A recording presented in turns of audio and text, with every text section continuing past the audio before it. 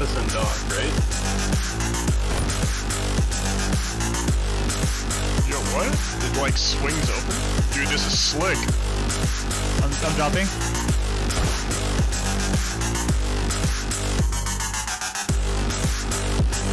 Going.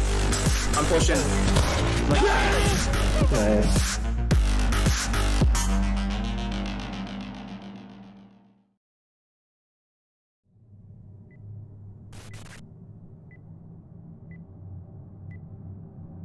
Alright, here we go. Alright, what's the plan? Are we going all out? Yeah. But they could do this. I don't think that they'll try to open storefront. I feel like storefronts are big enough to play. Door charge freezer and then wall charge storefront so you can look at the front. Yeah. Okay. Who's rocking what? I'm taking extra flash just to see if we can finish it right here. Alright, I'm out of here. Well, they're going now. They're ready. Here I'm heading north. Alright. Who's got clacker?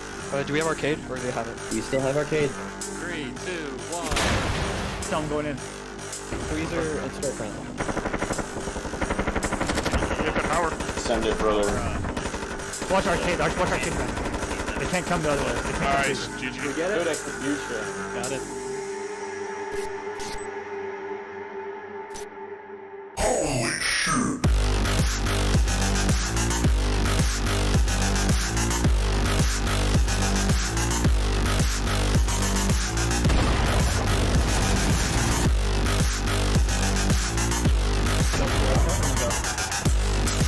Green, we just censor office and dock, right? Yo, what? It like swings open? Dude, this is slick. I'm dropping.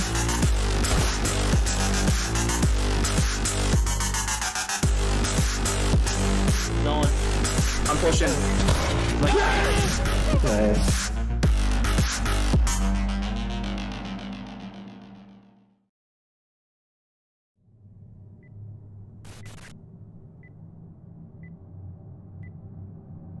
Alright, here we go. Alright, what's the plan? Are we going all out? Yeah. But they could do this. I don't think that they'll try to open storefront. I feel like storefronts are big enough to play. Door charge freezer and then wall charge storefront so you can look at the front. Yeah. Okay. Who's rocking what? I'm taking extra flash just to see if we can finish it right here. Alright, I'm out of here. Well, they're going now. They're ready. Here I'm heading north. Alright. Who's got clacker? Do we have arcade or do they have it? We still have arcade. 3, 2, 1. So I'm going in. Freezer and storefront. Get the power. Send it, brother. Watch arcade. Watch arcade back. They can't come the other way. They can't come Nice. through. GG. Get it? Good execution. Got it.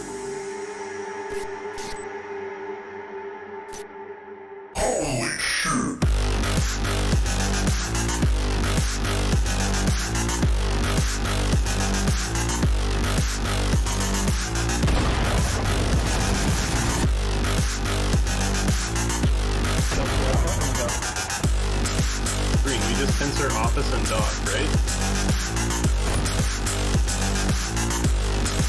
Yo, what? It like swings open? Dude, this is slick. I'm dropping.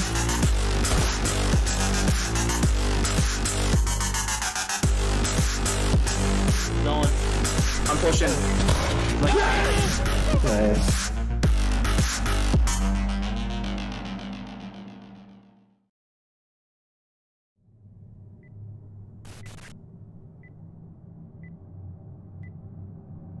Alright, here we go. Alright, what's the plan? Are we going all out? Yeah. But they could do this. I don't think that they'll try to open storefront. I feel like storefronts are big enough to play. Door charge freezer and then wall charge storefront so you can look at the front. Yeah. Okay. Who's rocking what? I'm taking extra flash just to see if we can finish it right here. Alright, I'm out of here. Well, they're going now. They're ready. Here I'm heading north. Alright. Who's got clacker? Do we have arcade or do they have it? We still have arcade. 3, 2, 1. So I'm going in. Freezer and storefront. Get the power. Send it, brother. Watch arcade. Watch arcade back. They can't come the other way. They can't come Nice. through. GG. Get it? Good execution. Got it.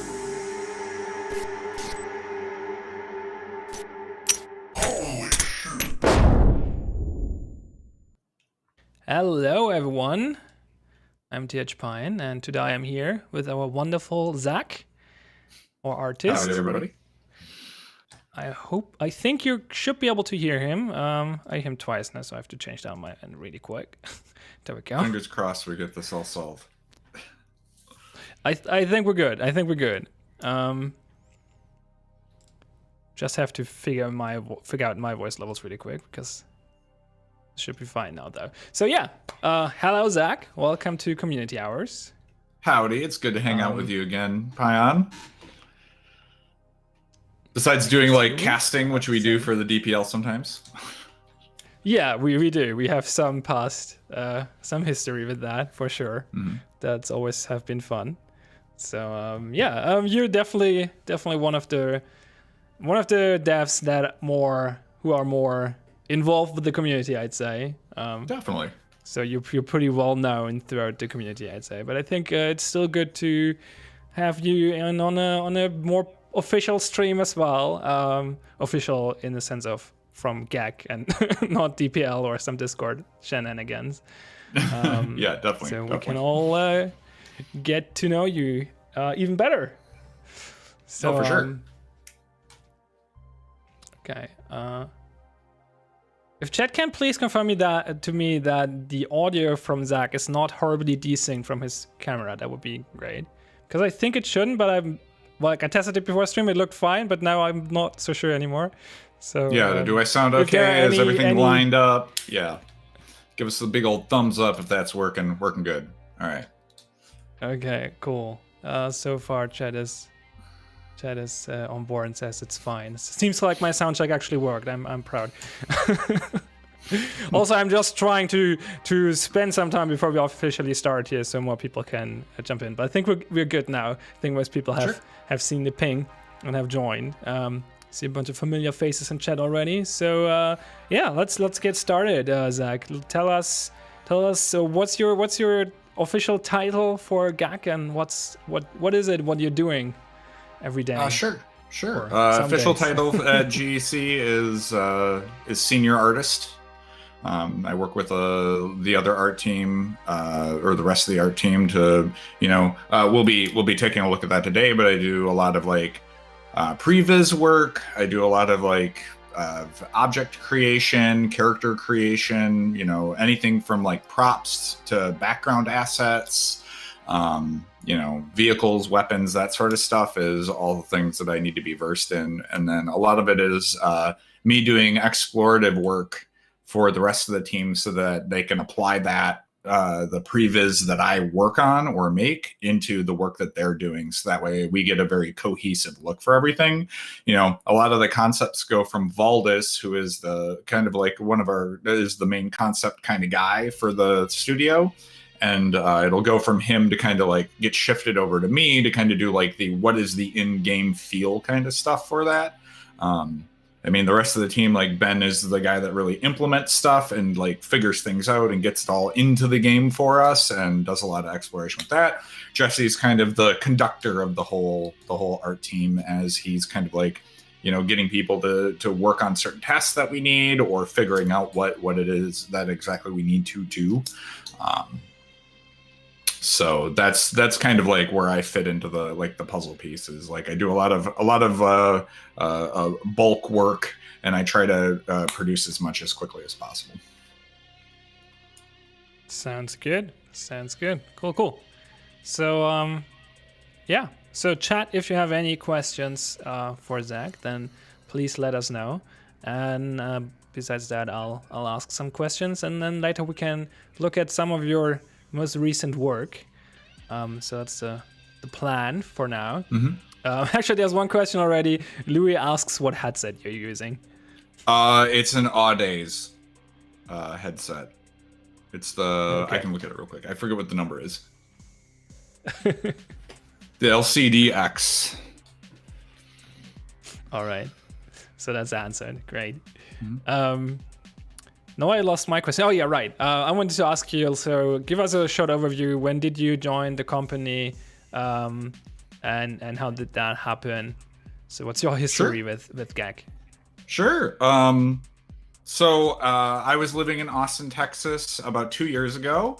I was at that time I was doing a lot of contract work. I had been working at a studio previously, and they had like a large layoff, so I was doing contract work to kind of like fill the gap. Also working on my portfolio, and that's kind of when I came across like everybody else. I saw the Node video of this new project that was being helmed by this very interesting sounding studio, and I really liked the art style. This was, I had seen some of the Block Dude build stuff, but this was when I first saw the initial previs artwork that got put out. It really intrigued me because I really like that style, and I really wanted to work on a project that I would want to play. I'd been working on different projects like pretty much all my life. When I got into the industry, I was pretty young at the time, so it's kind of nice to. I had finally decided that I really wanted to choose a company that was working on a project that I could really invest into, that that I would really want to work on, and that everything that I would do would be something that I'd really enjoy. So that's when I sent the application into GEC, and luckily they got back to me and they asked me to do an art test, and I felt like I hit it out of the park. So they offered me to bring me out, and we had the interview, and it went really well. So that's kind of how I've got here, and now I've been working here about two and a half years now. That lines up with when the art reveal was, yeah. I was confused for a second when you mentioned like you looked at the art of the Node video.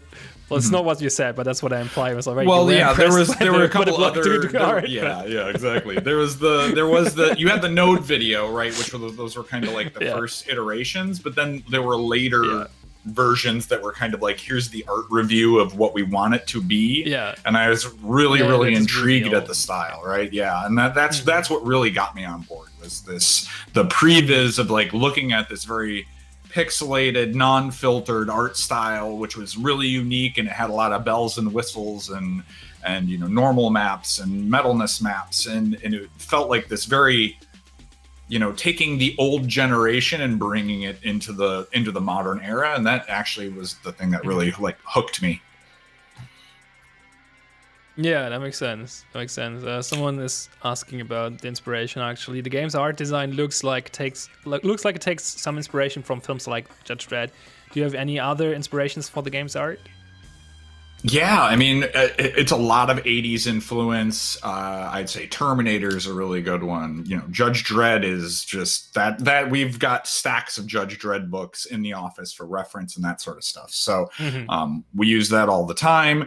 Blade Runner, you can go on and on for that. But I think the other part that really gets pulled in is there's also like this level of comic book field that we wanted to bring in as well. So there's like this tandem of pixelated artwork, any fighting game that you see, like, Guilty Gear, or really like well rendered, pixelated artwork is like what we try to bring in as influences. Anything from like old Street Fighter games. That's a lot. We have a lot of reference for that. Anything with those pixelated painted backgrounds. Metal Slug is another one that has a really big like influence on like I was just how thinking of that, the quality. Yeah. Right. Yeah, the quality of pixel textures and stuff, that is like the most important. Yeah, that makes sense. Yeah, that's kind of our style. For sure. Cool. RoboCop's Rezi another asks one, what. yeah. Oh yeah, true. What's your favorite thing you've made? I assume he's not just talking about two process. I think he asks generally. I'm not sure though. Maybe both. Maybe answer both. What's the favorite thing that you I've made for due process, and what's the favorite thing you've made? Sure. I assume he's referring to art pieces. Well, I think you can share other things if you made the best meal ever, or no, for sure. I think for this project in particular, it's just been developing the character customization system. That's kind of one of the things that when I first joined in the studio, one of the things was like when I first joined the studio, it was a little bit like I don't know, I want to say tentative, because I came in as a senior artist. There were a lot of people that had been working on the project longer than I had. And so like I felt, you know, it was this very kind of fish out of watery kind of feeling between me and the rest of the art team. You know, it was, you know, it took a little time to like figure out where to get footing. You know, really early on, I got tasked with how to set up our characters so that way we could customize them in a pretty robust nature, and that was you know, it took me at least a month to kind of go through and suss out all the different like ways that we could do that, and kind of like build some like the base models and make sure that they were all set up correctly, and so that we could easily flip them in and out. And I worked really close with Kevin on that, the animators, so that we could kind of like get everything in a cohesion nature. And then once we were able to do that, we were able to like start really building out some of the characters. And I think that's one of the things that I've been really happy with so far. Was I really like seeing how the characters had developed from what they were in the previs art, and how much we were able to polish that and then get them into this new a stage of development, from just being this like, you know, it went from being those blocks to being like this action figure-y, half-built kind of character, into now they actually kind of have fleshed out into like full characters. They're more efficient. They're easy. They'll be easier to customize or develop things for. They're definitely easier for Kevin to animate, and that's one of the main things. Is like, as a character artist, is that's what I've been doing for a very long time. The most important thing is when you're developing characters for any game, is that you want to treat your animators the best that you can. So good edge loop flow, that sort of stuff. That's why I feel I think the characters are the thing that I feel are my most like I did those the best, right? Yeah. As for like globally in any project, man, I mean, there's a couple of milestones in my life that I'm really proud of. You know, I was working at Past Studios.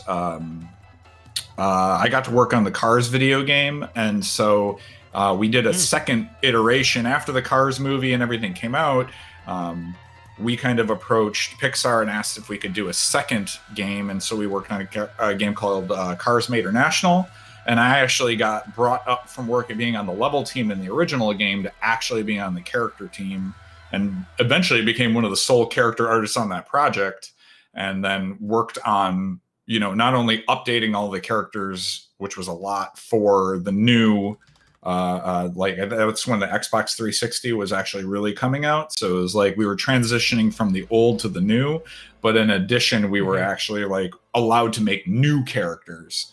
And in one of the meetings, the production meetings that my producer had at the time, I had come up with a character concept that had to get greenlit by Pixar, and John Lasseter in that meeting in particular said that was his favorite character in the game. So that was that would probably be my highest, like, man, that was really cool to hear that John Lasseter really, like, this is the character that I like the most in the entire game. So I was just like, wow.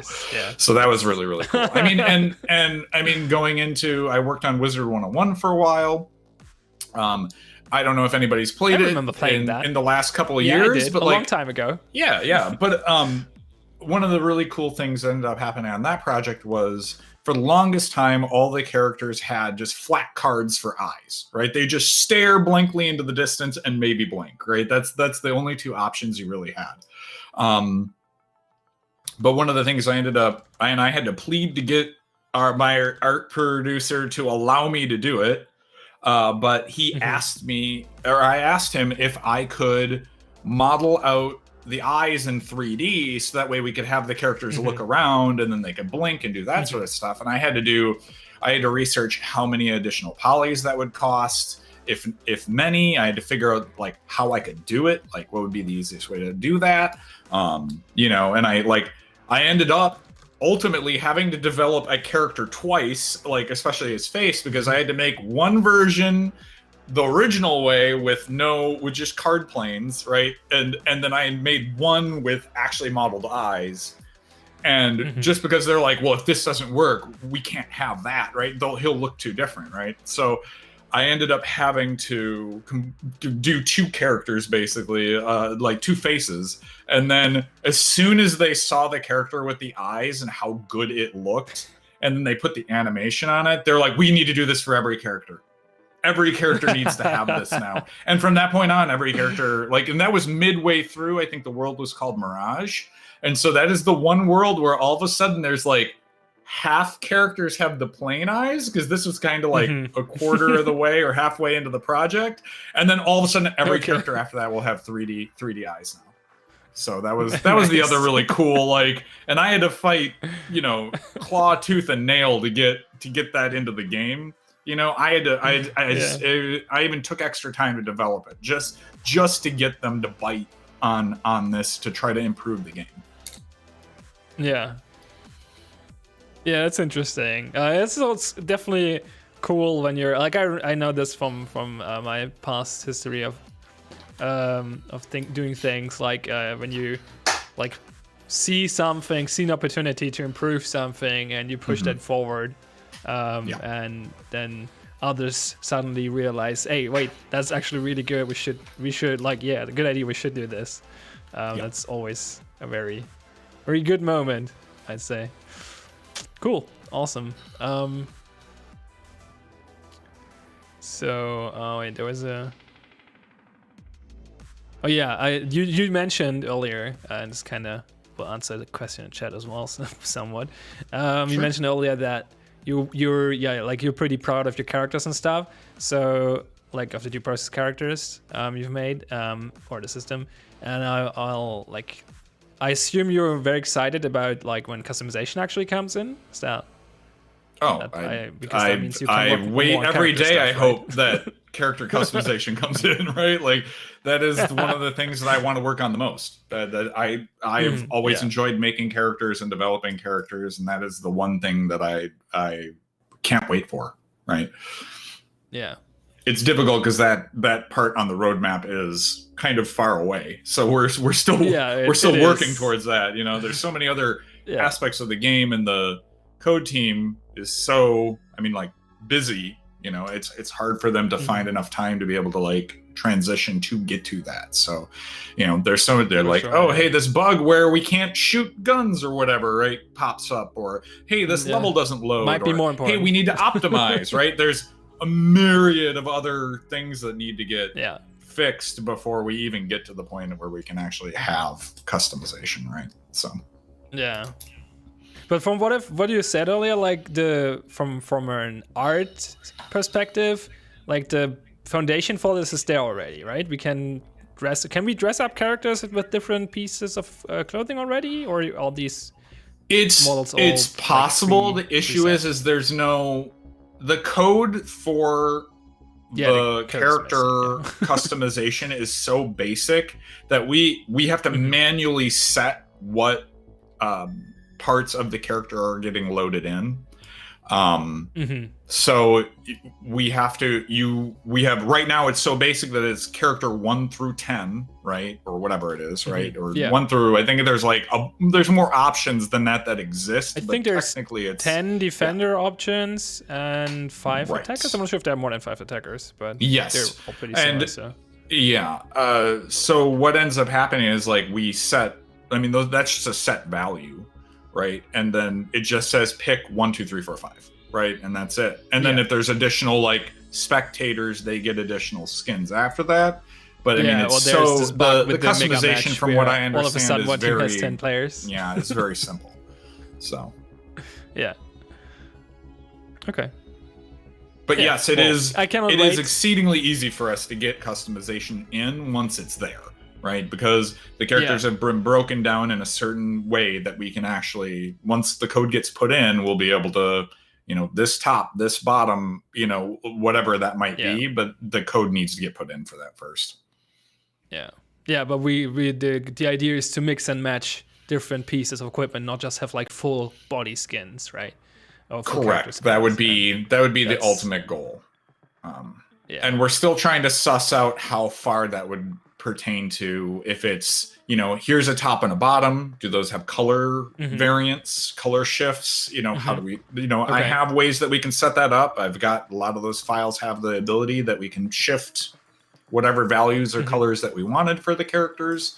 And that way, like if a texture or character ever proves to be like, hey, this doesn't work, we could easily shift or modify colors based off of like, hey, this character blends on this background. Can we like fix that? We can easily solve that with a color shift or change the value or tones or whatever. So yeah, or just give people the ability to like color the same piece of clothing in different colors, right? Right. Well, that's getting a little bit more advanced compared to. Oh, okay. I don't think we'll ever get to a point where there will just be a color slider. That's well, one maybe of not a those slider, things. but you could have like 3 versions or 3 variations of the same pants. Right, up to the same pants. Yeah, so you could have the pants in like khaki, blue, or green, right? And then you could choose, and then you were like, oh, I want the green top and the blue pants, or khaki pants and whatever shirt, and because it'll have the idea of the color shifts. There would be like 3 options per piece of clothing, so maybe you can find one that would fit. Like, hey, I want these pants. Here's 3 additional colors to maybe like match the top that you want, right? So hopefully we could get that set up. Yeah, I'm definitely looking forward to that. I think that sounds amazing. So I hope we get there soonish. Well, we won't get there soon, but we will get there. So that's good. There was a very interesting question a few minutes ago I want to come back to. Sure. Didn't quite fit in the flow, that's why I skipped it so far, but I think that was a good time. For a game with procedurally generated maps, are there any unique art challenges when it comes to designing a changing map versus a static map? Oh, absolutely. I mean, my first job was making static maps, so most of the time it was just making something look good or play well from one angle, right? If you're going to do like a map track, right, where you're racing around something, I only have to drive around it forward and backward to see if it plays right. But when you're building something that's procedurally generated, you have to make sure that like an object that you're playing on can get rotated or whatever, sometimes we're looking at the design, and the design philosophy is it's going to stick to the wall, and the way that I design it is based around the wall, and then all of a sudden it's getting used somewhere else in the map out in the middle of a floor, and that was never part of the discussion when we were creating art. So a lot of times you have to kind of, instead of just being able to build something that's just like from one angle, or you're gonna see it in one position, like when it's put into the map, you kind of have to be a little bit more flexible and realize it's probably going to get used in other places, which means like you end up having to be a little bit wasteful. You can't be as efficient in creating the art, because you have to understand that like, oh, if this wall section blows up and the characters can run through here, there needs to be, if there's like a walkway or something and you blow through the center of it, there needs to be sides on that walkway, otherwise you'd just be looking into the ether. So whereas if you're just building a static map and you don't really have that, you don't have the ability to like blow up a wall, then you could there doesn't have to be any back faces on that object. So, I mean, you just have to be mindful about how you're creating a lot of this stuff, and like, how detailed does that need to be? Does it need to be not very detailed, or the player's just going to pass through there and it doesn't really matter? You could have like just a little bit of like scuff or detail, and then that's it. Or does it need to be like, oh, there's rust marks and bolts and whatever, like on the texture, right? So it's very, there's this give and take based off of, because everything's so procedural, you can't be as efficient, which means how much waste can you put in on the actual model itself, so that way it can be used procedurally. Yeah, I think I actually have a good example of one of these things where there are these toxic tanks in Factory, right? And from the level streams with Axum, I know that I suggested before, like, hey, we can like, or someone in chat, I believe, let's suggest that we can like make it be like, have it be fallen over, right?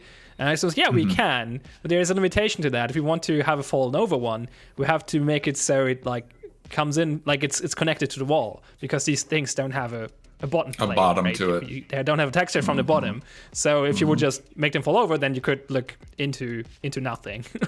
Which And so that's- these where are the it's things like, you have to keep in mind when yeah, you're creating these yeah. objects, right? Well, in a lot of games, to save rendering, to save polys, to save light map sizes, right? You delete out the polys that you don't need, right? Yeah. Because you're generating data and you're using resources off of your CPU that are like technically don't need to be there, right? On most other games, because of this procedural nature, like it's kind of baked into the cake that way. And especially with a game where you can blow walls open, and it's just it adds in so much additional stuff. And that's why it's people like just recently we came out with T4, which is Dome, and everybody's like, why can't we blow in through ruins? And it's like, well, we as the art team, we never assumed that you'd be able to do that, and now all of a sudden the art assets are getting used in that regard. So I mean, just to make an explosive hole is in a wall takes a multitude of days, and then it needs to get hooked up and all that sort of stuff. So it's like, it's not just as easy as make wall gone, right? That's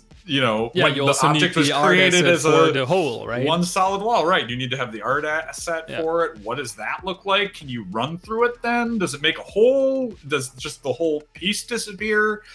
There's a lot of considerations that need to go in, especially art-wise on some of those decisions. So, and because that was never assumed that this would be a thing that would happen, none of those considerations were put into developing the artwork for it. So.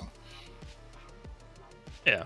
I actually have a follow-up question to this. I know you've worked on the shelving replacement. Like the shelvings in Factory will get a visual overhaul.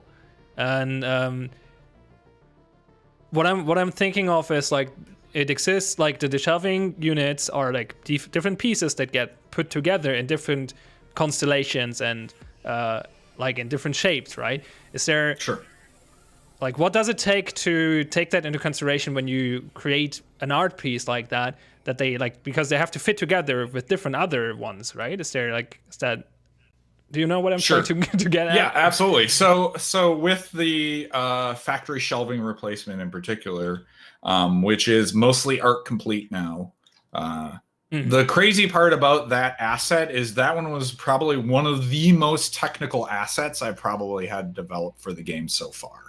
And the reason being is it's a lot of mechanical machinery, right? So it's a lot of pipes. And, when you're modeling pipes and that sort of stuff, like you need to, if you're, let me just get to the basics part to begin with, and then we get into the complexity of this asset. So you have like a straightaway section, right? So if I have a large straightaway, I need to have like a straightaway of objects that kind of like will, that you can just run down, right?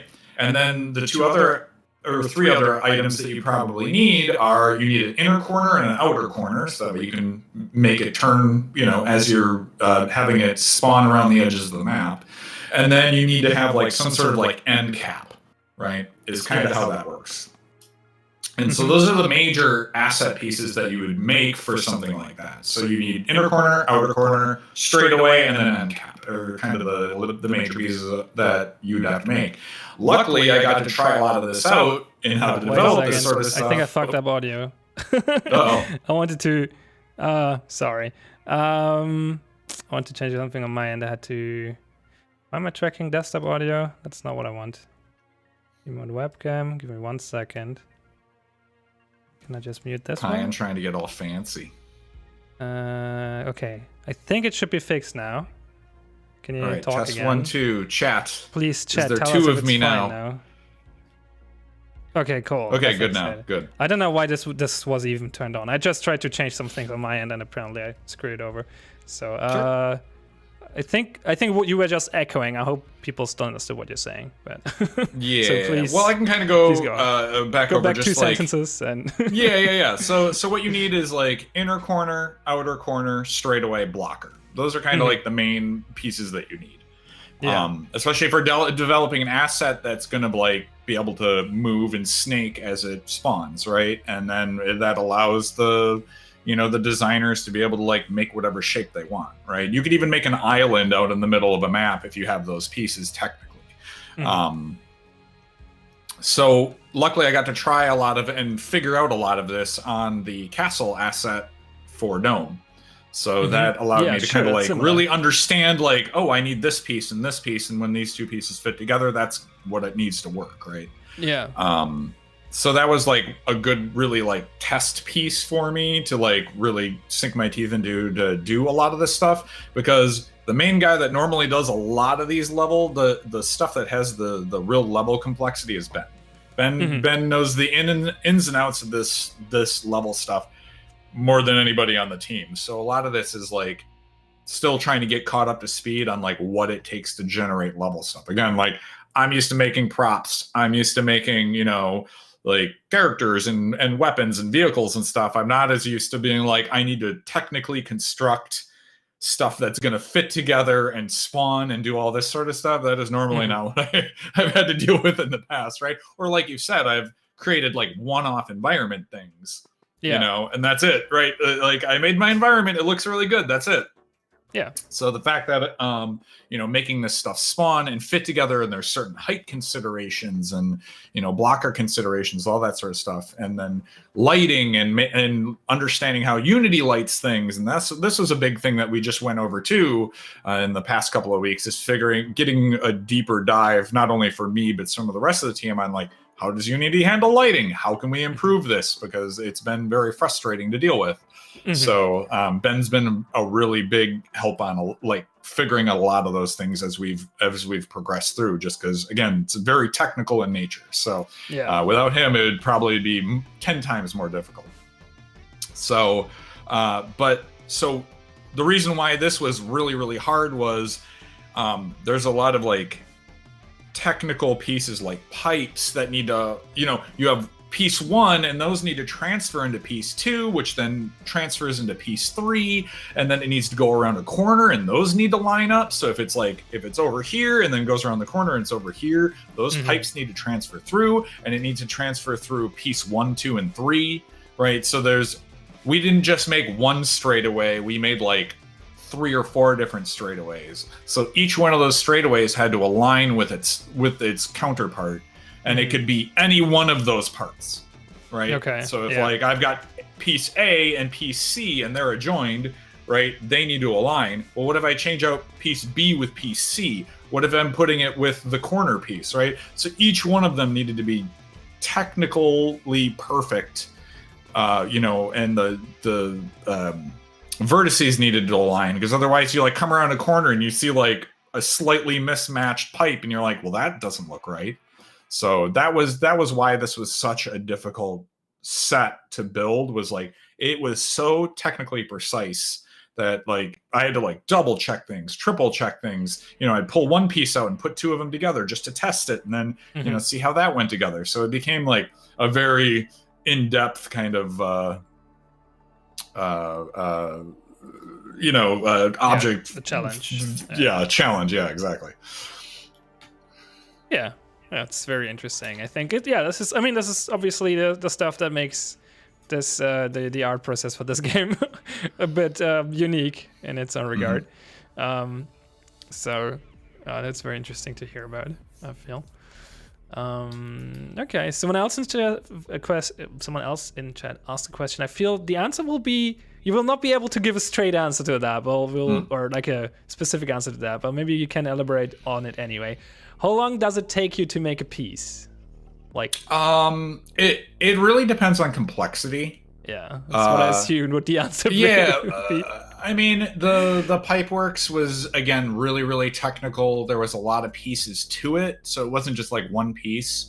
But like a typical, like if I'm just going to do a character from like start to finish, I'd put it probably at about a week and a half. Okay. That would be, and it could go longer. Again, depends on the complexity, but I normally try to like nail things down. If it's a really simple thing, maybe you can get it done in a week.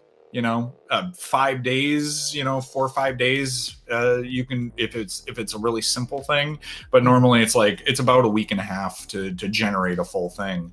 That's to go through modeling and unwrapping and then texturing and then light map baking and implementation, and then building out the actual in-game asset, which would be the prefab. So there's a lot of steps that need to go through all of that, and then it requires testing and that sort of stuff. So, and that's one of the things that we've been getting more into, or at least I've been trying to add into my pipeline as I've been getting more on the technical side of things, is like, when I made the Pipeworks, when I first sent it out, Ben was like, hey, the lighting's all broken in all of these objects, and it's not, he's like, the real-time lighting is fine, you did fine with doing the light map, but when it generates the lighting in this map, the object lighting is, whatever Unity is doing is breaking it all. Well, then that's why we went through and did, I learned a ton about how Unity actually does this stuff, and knowledge is power. And so if I know why those things are happening, or at least slightly about what's going on with that, how can I fix it? So that was one of the, it's a lot of learning and just figuring out just how exactly some of this engine stuff is interacting with the objects that we're creating. So yeah, I mean, again, so a lot of the models start out for me, they can either be a concept that somebody draws, which I prefer, but a lot of times I just spend my time, spare time especially, just free form modeling, just doing some model jazz and, see how pieces and parts kind of fit together. And if I get a shape I like, I can kind of push that forward in terms of a design or idea. But then it goes into unwrapping, which is probably the most technically boring part of making a model. And then finally, texturing, which is basically just putting the actual, what the object looks like onto the character or asset, which, is technical in its own right. My rule of thumb is however long it takes to model something, double the amount of time. And that's probably how long it'll take to unwrap and texture it. So. Yeah. Okay, interesting. Cool. So another question is, how do you take what people who are considering level assets and stuff, or have ideas for level assets? How do you work with people who I assume someone like Axim or Bard or whoever is hey, we want this piece of thing in a level. Do you just get the information from them and then you work on something and then you shut them off and they say yay or nay? Or is it more a more tight-knit collaboration that's going step by step, back and forth? How's the workflow there? Yeah, normally, like I said, it kind of normally, most of the time starts out with a concept. So Valdis, the request gets made, hey, we want to have this thing. Then Valdis can do an exploration on what it is. I mean, sometimes it's just hey, we needed to make X, and then we'll just make it, right? Like I said, we'll just lay down a model, or we'll kind of draw something out lightly and then be like this. If it's a really major piece, a part of factory, right? Or Pipeworks was completely concepted through. Valdis went through and did a concept piece for each piece that I'd make, and then I translated that into the game, and I had to make some concessions here, figure things out there, but for the most part I tried to get it as one-to-one as I could get it for what he wanted. So from there, then what we do is one of the first mistakes I made when I started making some of this stuff was I was literally just verbatiming doing the concept. I'm here's the concept, okay, I need to make that one-to-one. And over the last 2 years, what I've kind of learned is while I'm making the object, I need to start thinking about gameplay considerations as I'm building it, because something in the concept might not be, there might be a really bad pixel peak on this object, or hey, this might not be really fun to fight around, right? Or if you fall through this section, this might not work very well, or how do we need to solve for those gameplay implications, implications on that.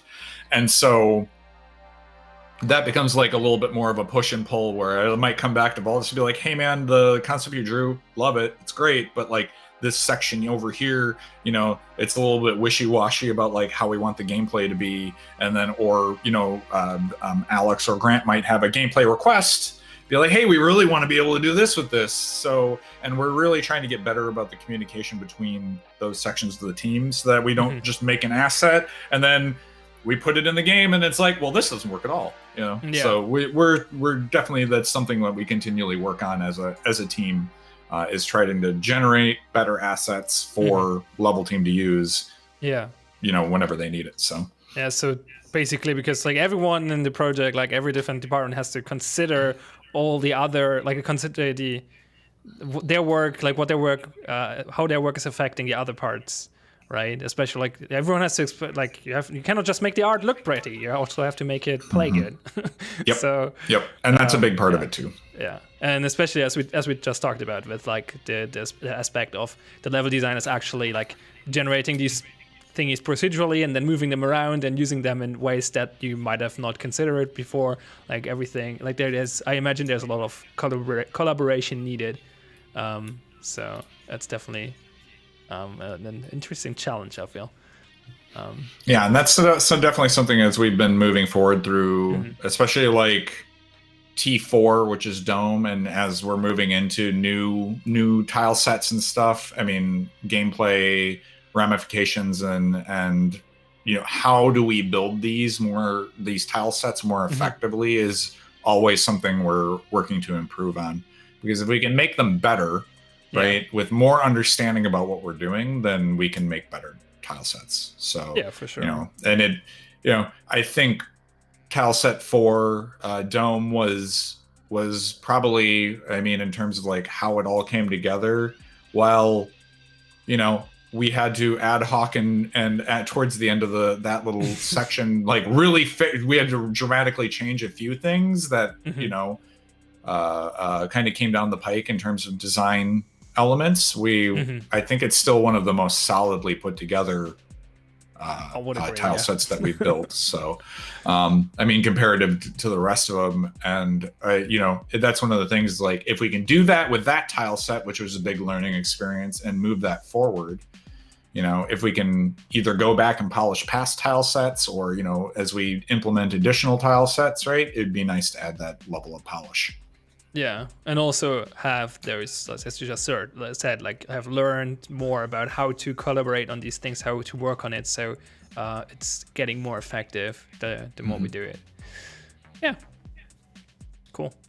All right, we talked about character customization earlier, and Stellark wants your very personal opinion. So this is not about like, this is not what the plan for Gek is or whatever. He just wants your personal opinion on how customization options would be unlocked in the game. What would you prefer to see? Oh, what would the system of unlocks be? Yeah, well, yeah. I mean, I've talked about this ad nauseum prior, but I mean, for me personally, I think there should be some sort of like leveling system as you play. You can unlock certain elements, and like as you achieve certain things in the game, like get 100 grenade kills, right? It'll unlock you something, right? And the one cool thing that I'd really like to have you know, could differentiate people as they play is I'd love to have like, I've kind of made this as one of the additional things, and it's like you don't just get customization on like, you know, you get a torso piece, or like you get a leg piece, but I've also like made you can get a back patch, and that's something that I'd really like to have is like customized patches, or you know, like these, you could have a rank insignia on your back, or you know, whatever you wanted to have, right? We could have additional customization, like you get a cool set of sunglasses or whatever. Right, tattoos. But like, yeah, you just suggested. Yeah, tattoos are actually one of the harder things to implement because it requires more alpha, and because the characters don't really like, that would require us to duplicate a mesh over the top of our mesh, which would actually cost a lot more. So tattoos are actually kind of tough to do in our game. But a simple just like patch on the character's back could be something we could do. So that is a possibility. And that could open up for like, you could at least have a back tattoo, right? Could be a thing that we could actually implement, right? Well, if you don't have a shirt that's covering your back, I guess. Right, exactly. That would be where that would kind of come in. So, yeah. But yeah, Check doing defender. tattoos on characters without doing, I don't want to get too technical on things, but like there's a thing called projection mapping in games, which we do not do. It is very expensive to do that, where you can actually like, you make a texture and then you can project it over the top of the character. Okay. That's kind of how you make bullet holes, which we do have in the game. They're just very expensive. And to do that for like I didn't know 10 that. characters worth of character stuff, that's a lot of additional like processing power that we'd have to figure out how to do that. Interesting. Yeah, I didn't know bullet holes are actually a major performance implication. Yeah, I mean, you put that into your budget though, so that's like yeah, sure, everything but you can add in. But yeah, interesting. that's why you normally have a limit in most games when you shoot a wall, right? If you shoot it enough, they go away, right? Yeah, because they have to. You can't leave them stay there forever because they cost so much. Yeah, I noticed in our game that actually there are limits to how many bullet holes you can make, but it's not like one big limit. It's like seems to be multiple different limits based on I think based on what you shoot. Like I played around it in the training area when I made the demonstration of the Gunplay 2.0, and I had to make the bullets hole go away so that the different clips look similar to each other and clean up the wall. And depending on whether you shoot the brick wall or the metal bars, like these have different, they have their own pool of how many bullet decals they can have. Sure. Which was interesting to me. But you assume you don't know the details on why that is a thing. I mean, it might be just in the code that it's written out as like per object there's a number amount laid like that, in. yeah. That would be the most likely in terms of that. But yeah, I don't really know like why that is. You know, I don't know the technicality of that. I just found this funny when I noticed. It was also a bit annoying for me because it made it harder to make them go away consistently. But Sure. I found it a funny detail. Yeah, but yeah, we make them go away. Actually, yeah, that makes sense. We would not make them not go away if it would not be a performance application, right? So right. I guess that makes sense. Okay, people have also asked about weapons. So what are the main inspirations for weapon designs and stuff like that? Especially someone especially asked for the Ingmar and the Saber, but I think in general, did you work on weapons at all, or are you mainly doing other things? The only weapon I worked on was I did a cleanup on the auto shotgun. So it was just mostly just graphical improvement through texture and a slight model improvement with just some bits and bobs on it. So I haven't been like too involved on like all of the weaponry yet. But one of the things that I would really like to do is do more. I've done a lot of, when I first joined this team, I hadn't really like modeled a weapon ever, you know, much like Kevin had said, I didn't really understand how guns even worked. So I did like a megaton over the last few years. I've done a lot of research into that, and done multiple weapon models now to like, you know, increase my understanding and knowledge about like a blowback system, you know, like, or, you know, the, you know, piston systems, or, you know, I've done multiple different weapons now from like an M1 to like, you know, to like a SIG. So like I've done like a bunch of different weapons. One of the main things I think that makes our weapons interesting, especially and so like the real person to really talk about this stuff with would probably be Jesse. You know, he's really like the gun aficionado on the team. Him and Alex are very, you know, they really like weaponry. They like how they're intrigued about how they work. They're always talking about like really interesting weapons that kind of come about. You know, we have a weapons channel that we post stuff. Yeah, I was about to mention that. There's a bunch of pictures of very funny weapons in there. Yeah. So, I mean, one of the things that we're always kind of talking about this kind of stuff. And so like, it's kind of cool to like work with them and kind of figure things out. But a lot of the interesting things in my conversations I've had with Jesse about the weapons is the way that they see the weapons for the attackers is they're very manufactured. Like they're mass produced, really cheap, right? The attackers have, I mean, like they're good, you know, they're well made, but it's like, you know, the way I've always seen them is they're hunks of plastic sandwiched between metal, you know, they just crank them out of this factory because they send these Argus guys out and they either, you know, they succeed at their mission, they bring it back and then they just chuck them and then they just pick up new weapons, or they'll, you know, or they get eliminated, and then the guns don't work very well, so the defenders never pick them up because they fall apart after a while, right? So the fact is that while they work in the initial, the guns for the attackers don't last very long, right? They're this mass produced, manufactured. They're made to go out, do the task at hand, and then you just chuck them. Right, they're supposed to break after a few and missions, then, basically. Exactly, but the defender weapons, but then the defender weapons, they're more crafted, which is, they have a limited amount of supplies, right?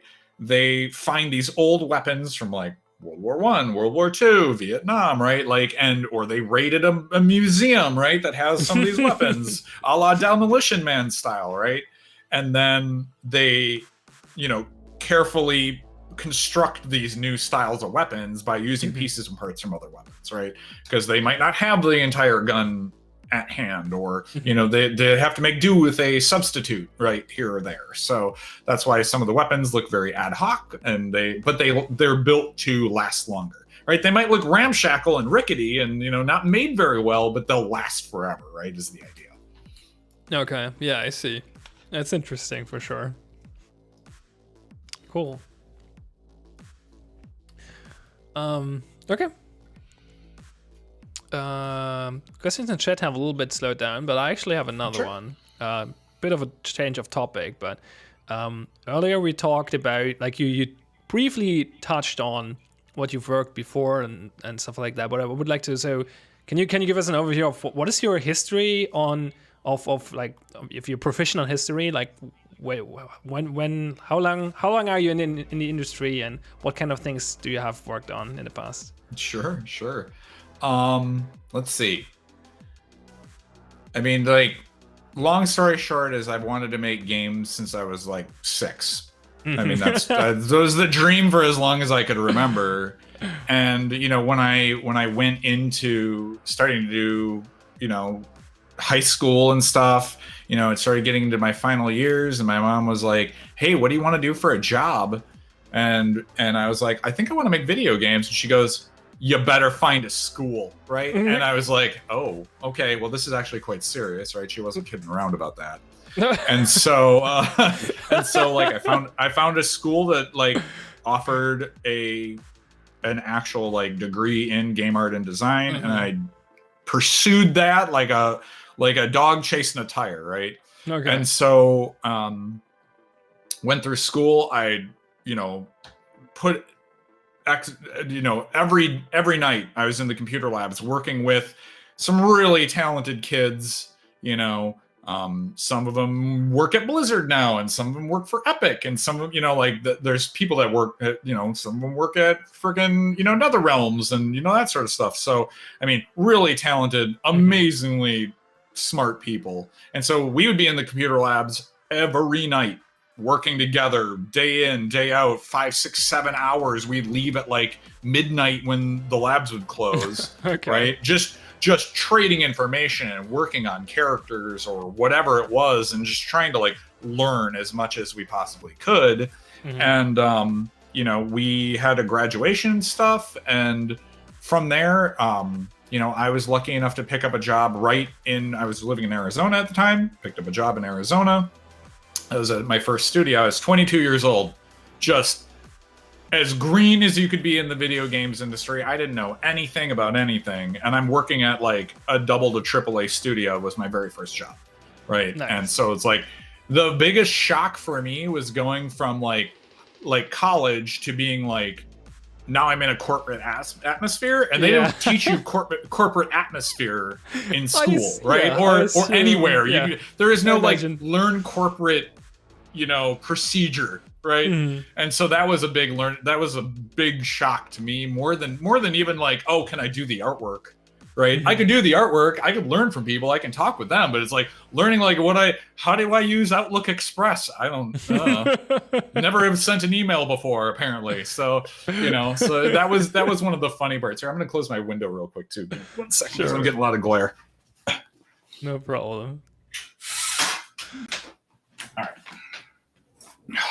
Sorry about that. Hopefully that'll solve that a little bit, because it was starting to get a little bit weird. Yeah, it's awesome. So, light. Well, the sun's starting to go down, and my windows got that sort of view. So here, I might even fix this one too. There we go. All right, so that was one of the biggest shocks was how do you act in this corporate atmosphere? So I mean, and from there, like worked at Rainbow Studios for at least 7 years, I think. Worked on a bunch of games. My first game was MX versus ATV Unleashed, and then I worked on the pre-production for Untamed. And then I got moved over to, they were just starting to work, they were just wrapping up the first Cars. So they had me transition over, and we were working on the last half of the game for that. So I worked on Cars for like 2 years, and then I got moved to an unannounced project, which was called Skins. It was supposed to be like a Road Rash inspired motorcycle game. Was the last project I was working on at Rainbow Studios, which, man, I had so hoped that game would have come out, but is what it is. So from there, that's when they, like, THQ kind of went on, because that was the parent company at the time, kind of had their downfall. Third largest video game publisher closed up shop. All of these studios got left out in the cold, and so they all got bought up and stuff. But like Rainbow Studios inevitably closed. And so from there, I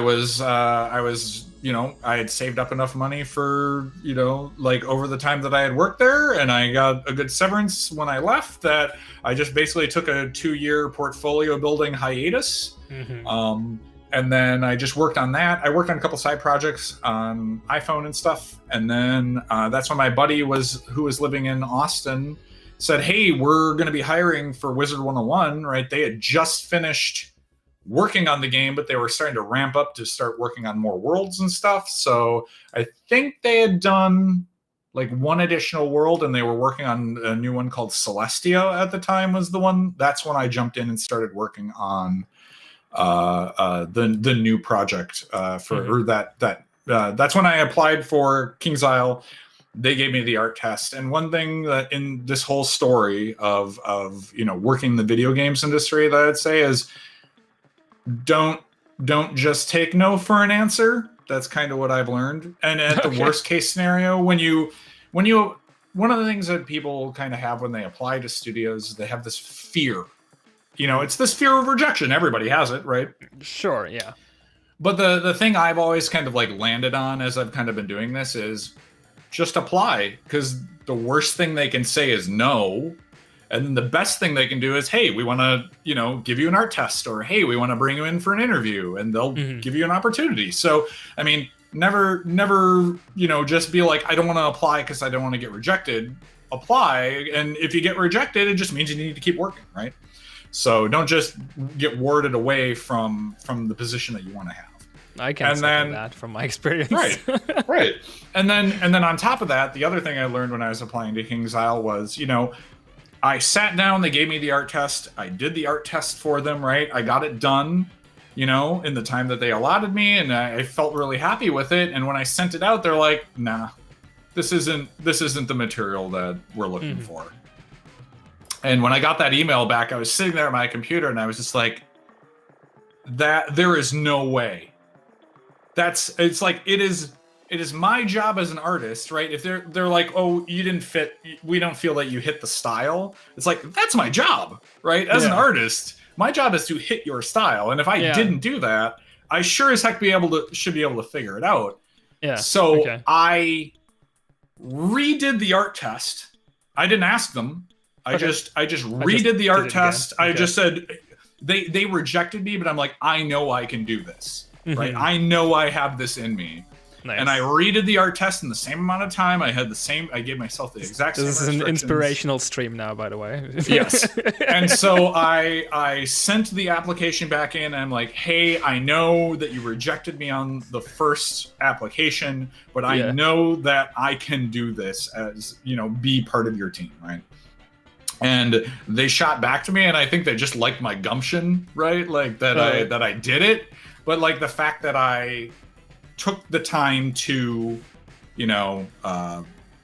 rework the entire test, do an entirely new thing, right? I didn't just take the character that I had made an entirely new character. Okay. And I had knocked it out of the park so hard that they were like, okay, well, we got to bring you in for an interview now. That's kind of how I got my, but it wasn't, I mean, like, I got rejected the first time. So it's like, it's one of those things where it's like, don't just take the first rejection as, well, I wasn't good enough, right? It just means like you need to put in the work to try to, get to where they want you.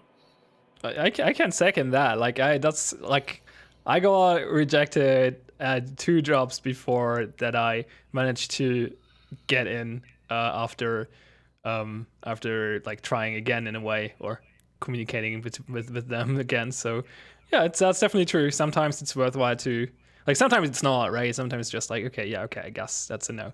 But sometimes it's worth to if you have a feeling like there might be a chance and you really want it, then, well, yeah, go for it and try again in a way, or try to convince them in a different way. I mean, that's how I ended up here, right? I applied to GAG as a software developer and got a no. And I offered help again and again, and eventually Bart was like, hey, I'm actually looking for a community manager. You think you can do this? I was like, yeah, sure. I can do that as well. Definitely. So, yeah. Cool. So Donut asks, because you're talking about these art tests a lot, what do art tests entail? How hard are they? Like, and what I would add to that question is, how much work is, like, how long does an art test take usually? What scope are you talking about here? All of that varies. I've had some nightmare art tests before that were horrible. I've had art tests that were great, right? Like, I did the ArenaNet art test, and that was fantastic. Right? It was the one thing that can happen with art tests, and I feel like there is no industry standard for an art test. Okay. Right? It is whatever the industry wants, whatever that studio wants the art test to be, right? Will be what the art test is, and that could be nightmarishly hard. That can be anything from nightmarishly hard to it just takes a lot of time. The one thing that I think about the games industry that really it suffers from is it forces people into taking these art tests when they really shouldn't be taking them, because they require so much time and attention, right? Yeah. Like I said, it takes me about a week and a half to do a model. Okay. And so if I'm doing this art test, and normally an art test is around a week and a half, right?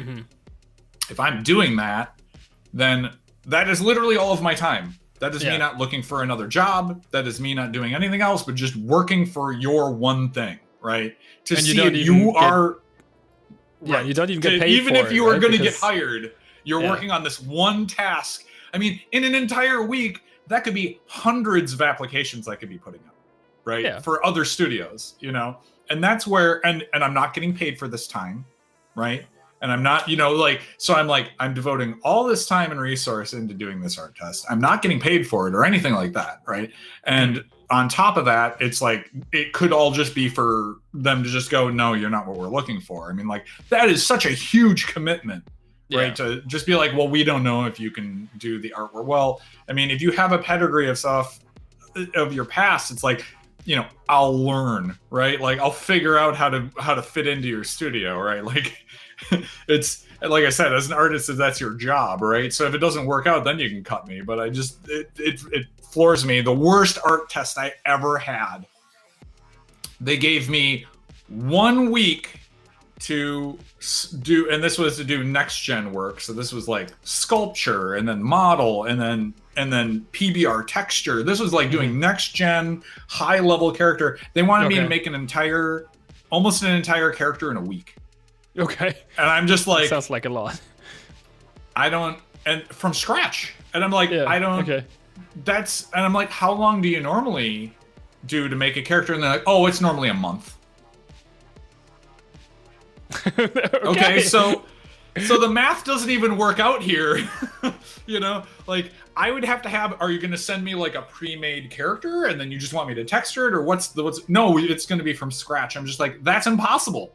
This task is impossible. And I told them that. I'm like, there's no way. I want to meet the human that could technically do that, right? I want to meet the human that could do this task in 1 week, because I talked to every artist that I knew. And I'm like, yeah, they gave me this art test. They want me to do an entire full, like 3/4 of a sculpture. I think it was down to like lower waist, which is entirely upper body, right? Mm-hmm. They want me to do the entire sculpture. They want me to do the low poly model. They want me to unwrap it, and then they want me to PBR texture it. Mm-hmm. I'm just like, there's no way. I was awake for 3 days straight trying to do it. Okay. I stayed up for 3 days straight.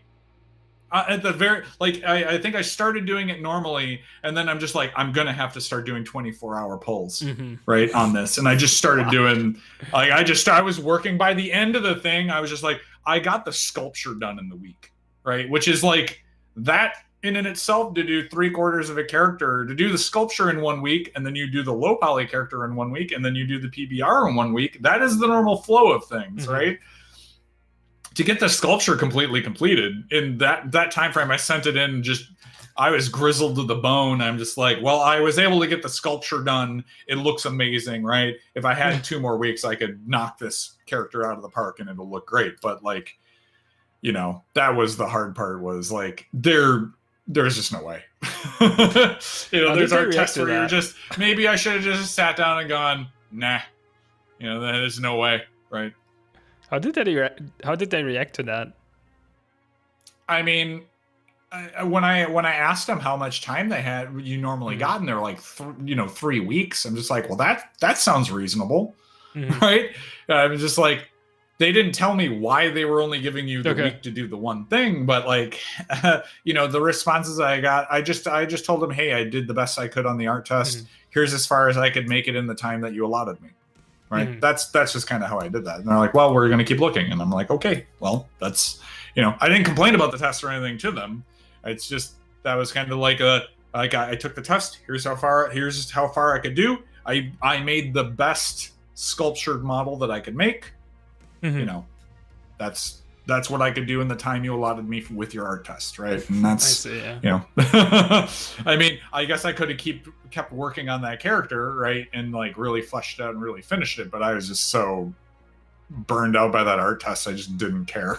Yeah. So I mean, like, that's one of the things you should do too, is like, if you're getting one of these art tests, or you're looking to apply to the games industry, if they give you something that you feel is exceedingly unreasonable, I mean, it's okay to be like, hey, I might need like an extra, maybe a couple of days on this or whatever, you know, and see what they say. Again, what's the worst they can say? No, right? So that might be another thing that you could like inquire about. I didn't do that for this test just because I was just like, well, I'm going to see how far I can get in this, right?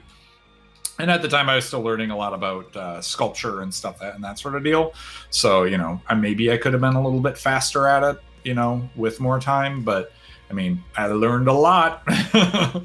So. Yeah, that makes sense. That sounds rough. That sounds really rough. That art test was probably that's the most difficult one I've ever had to do. So. Yeah, it definitely sounds like a hard one. Speaking of, Olivia's asks if there was an art test for Gek. I think you mentioned one earlier. And what did it consist of? Can you talk about that, or is that like? Yeah, sure. Yeah, the art test I did. You actually get to see what my art test was at the very start, or towards the end of the trailer, of the initial release trailer, was the forklift. Oh, so that was like that was my art test when I was first doing the thing. You know, they asked me to do that prop, and you know that when I first made that asset, it wasn't. You know, it was just like, make this asset, right? And then, you know, it actually got put into the game. And then we learned that it had a whole lot of like gameplay implementation problems around like pixel peeking on it. Yeah. And that's why in the trailer, when I redesigned, so like when we were kind of doing like the factory color facelift, one of the things that kind of came up was like, hey, we need to fix the forklift. It's got too many pixel peaks. You know, I kind of went through, and that was another one of those instances where you had to look at the object and go, okay, where in this object are things working? You know, where are there problems, right? Like, how can we solve for those? So it's like, make the back a little bit higher, make sure that the canister on the back doesn't have like a gap in it.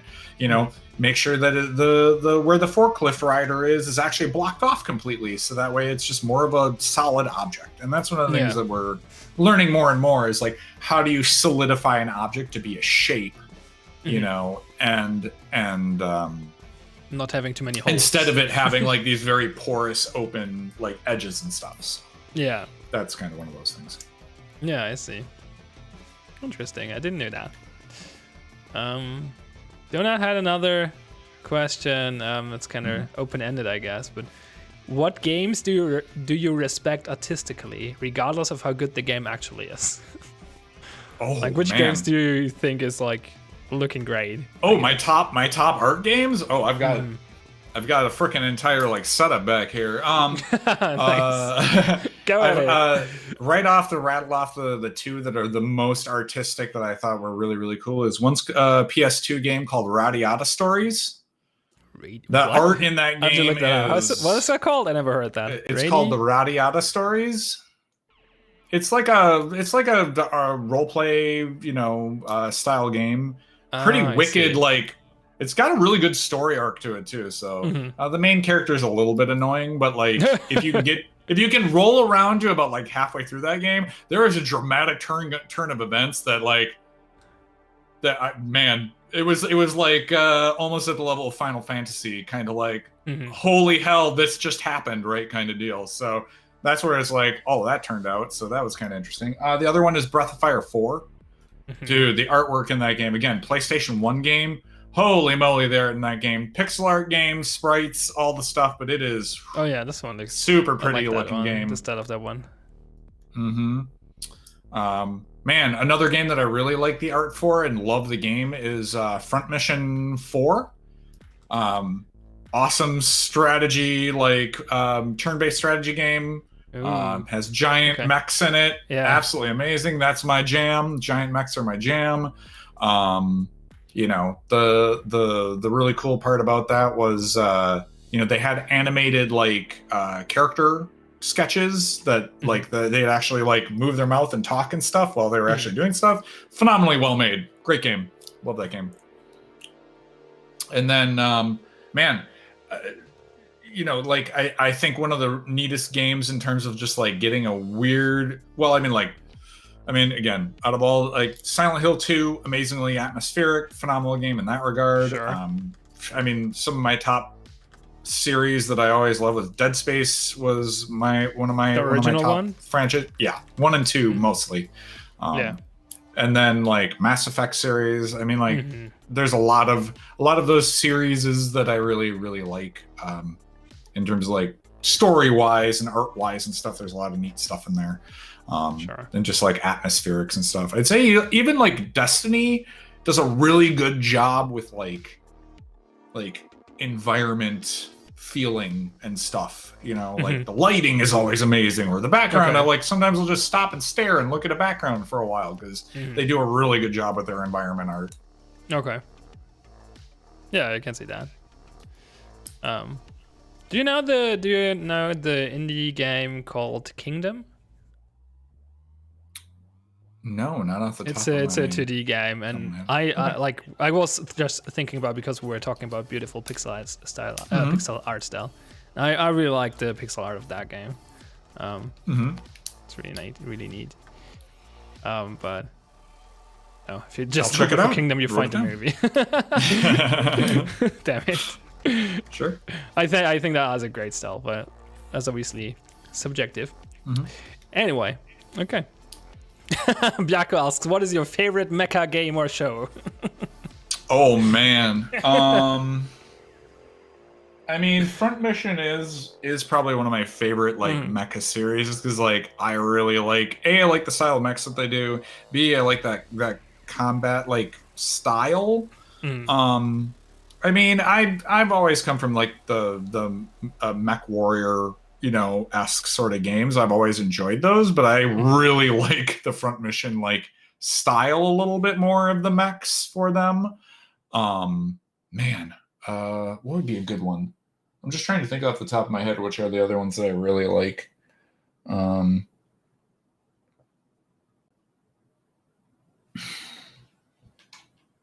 That's a good question. There's another one that I was just playing on Dreamcast too. Shoot, I'll have to look it up. I can't remember off the top of my head. Fair. Yeah. I still think my favorite, like, it depends. If you're talking about like first person mech shootery kind of stuff, I mean, my favorite game at the time, like, it's pretty much canceled now. You can still play it on consoles, is Hawken. I played Hawken. that. I remember playing that. Oh my That was gosh, fun. that game was probably my one of my favorite mech games to just sit down, just jam out and murder people in mechs, right? Like Hawken was like, I love the art style in that game. I love the mech designs in that game. And yeah, you could be like, well, it was really Call of Duty-ish in terms of like its gameplay. I like that, right? I wasn't looking for It like was more fast-paced than most mech games, for sure. I mean, like, I get the whole mech warrior tactics thing, but a lot of times all that ends up happening in that game is you walk up and down a hillside and shoot missiles at each other, and that's boring, right? Like, that is super boring. So, like, the thing that I really liked about Hawken was it was a little bit more fast-paced, a little bit more in your face. You could take a fast mech, slow mech, all of them kind of had their own purposes, right? Yeah. So, I mean, like, that's one of the things was, like, Mech Warrior, and, like, I do like the new Battletech strategy game, too, by Harebrained Schemes. That one's really good. Great story in that game. Very RTS style gameplay. So, yeah, that Battletech set was, I played through 98% of that story, so that was fun. Speaking of Battletech, Biako has the follow-up question. So which Battletech mech is the best, and why is it Catapult K2? I mean, the Catapult is the long-range murder machine, so you drop a bunch of LM frickin' 20s in that sucker, and you just set it to murder whatever you want. So yeah, sure. I mean, I always liked setting up a good Black Knight. Stick a bunch of like medium lasers on that sucker and just let them go to town, make disco light shows, so. I see. Also, another very good question by Snarms. Do you know a game called Due Process? It has an awesome art style. I do. I really enjoy the art style of that game. Speaking of Due Process, you're playing the game fairly regularly as well, right? Yeah, I try to. Over the last week or two, I haven't been in it as much, but I've been trying to at least get a game at a minimum per week, right? So I'll jump in and play. Yeah, I do enjoy playing the game. Like I said, I wanted to make a game that I would enjoy playing, so I love playing the game. Absolutely. Yeah, and as you mentioned earlier, you also cast it for DPL occasionally and stuff like that. So. Yeah, I try to help out with that as much as possible. I think our community is one of the best I've ever seen in any game that I played. So. Yeah, I can second that. Oh, that's a fun question. Who is the cat in your profile picture on Discord? It's a great question, but also a sad one. So when I first, that was my cat. Her name was Houdini. She was the best thing ever. That's a cute name for a cat. Yeah. So, she made the move with me out here to Seattle, and then I don't think she took the move very well, and within I think it was a couple of months after moving here, she passed away, and that was just, that still sticks with me. It was heartbreaking. So, she was my cat for 15 years. Love 15? That. Oh, that's okay. That's just 15, really old for a cat as well. 15, yeah. Yeah. So, she's my best buddy. I love that kitty. I mean, 15 years is just really old for a cat, so maybe it wasn't so much to move. But moves are hard for cats for sure. It's weird because my family, a lot of our cats have lived to be about 20 to 22. What? So that's crazy. Okay. Yeah, my older cat George, the one I had before Houdini, he lived to be 17, and the cat we had before that, Smokey, she lived to be 22 years old, and she was an outdoor cat, which was crazy. 22 years for an outdoor, that's crazy for sure. Yeah. Seems like you're good with cats. So. So I guess they fit my personality really well. I've never been a dog human. I was about to say, just not my jam. The age-old question about dog or cat person probably has been answered here for you already. So, Because that usually comes up in these kind of streams, but we didn't heard it yet. But since we brought up cats, I guess it got answered nevertheless. For sure. Okay, cool. And don't feel bad. Like I said, she had a freaking awesome life. We hung out all the time. Love that cat to death, right? Like she is probably one of the best cats I've ever owned. So Houdini, great name. Try to yeah. Oh, there's a good story behind that how she got her name too. So if we wanted to go into that, we can. Yeah, sure. Okay, so my coworker at the time, this is when I was first working, and this is the crazy part, she's been with me since I've worked in the video games industry, right? So like I started working at Rainbow Studios, a coworker that worked there, like I was like, man, I really want to get a cat. You know, just so happens one of my coworkers who is deathly allergic to cats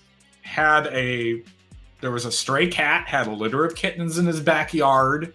You know, he's like, hey, can you come and you know, he's like, just announced it to the studio. It's like, here's all these cats. I'm allergic. I can't touch them, you know, otherwise I break out in hives and stuff. It's like, can you come and get these cats, right? Like, pick one and you can have it, you know?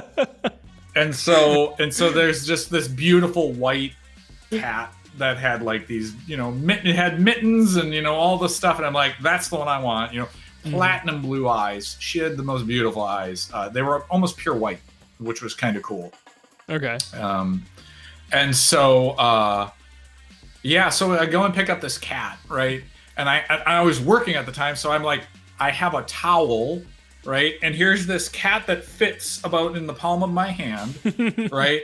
And I have this towel, and I'm working, and that cat, like, in the towel, just was pressed up against inside of that towel and did not move. And I had to like work for another hour and a half, never moved from that spot. Sat in that towel, pressed up, like, I ain't moving for anything, right? And so I got her home, and like I'm like looking at the cat, and it's like it's full of fleas. So I'm like, I wash it out in the sink, right? Like I get all the fleas picked off of this poor little thing, right? Take her to the vet, get the shots, do all the thing, right? I mean, like, man, had that cat forever. So anyway, how did she get her name? So I was living with one of my buddies at the time, Jeff, really good friend. We had just gotten out of college, right? And so he's like, I need a place to live. And I'm like, I just got a job. Come live with me. I've got a spare room. It would just be used for nothing. So him and I are like art jamming out every day and just chilling out and doing all kinds of fun stuff. And like, I come home with this cat. And he's like, cool. So, you know, we hung out for like a week, and then like, you know, it was, you know, one afternoon, he's like, hey, you want to go get some lunch? I'm like, okay, cool, let's go. And so we go out, we get some freaking shawarma. It was great. You know, cat was in the house. We come back. We're chilling out. We're art jamming. We're chilling. We're talking. And then Jeff goes, hey, dude, where's the cat? And I'm like, I don't know. So I'm like calling for the cat, and we're walking around. I'm like, hey, is it under the bed? You know, no. And like another hour goes by, there's still no cat. And we're like, what is happening? You know, like, where disappeared?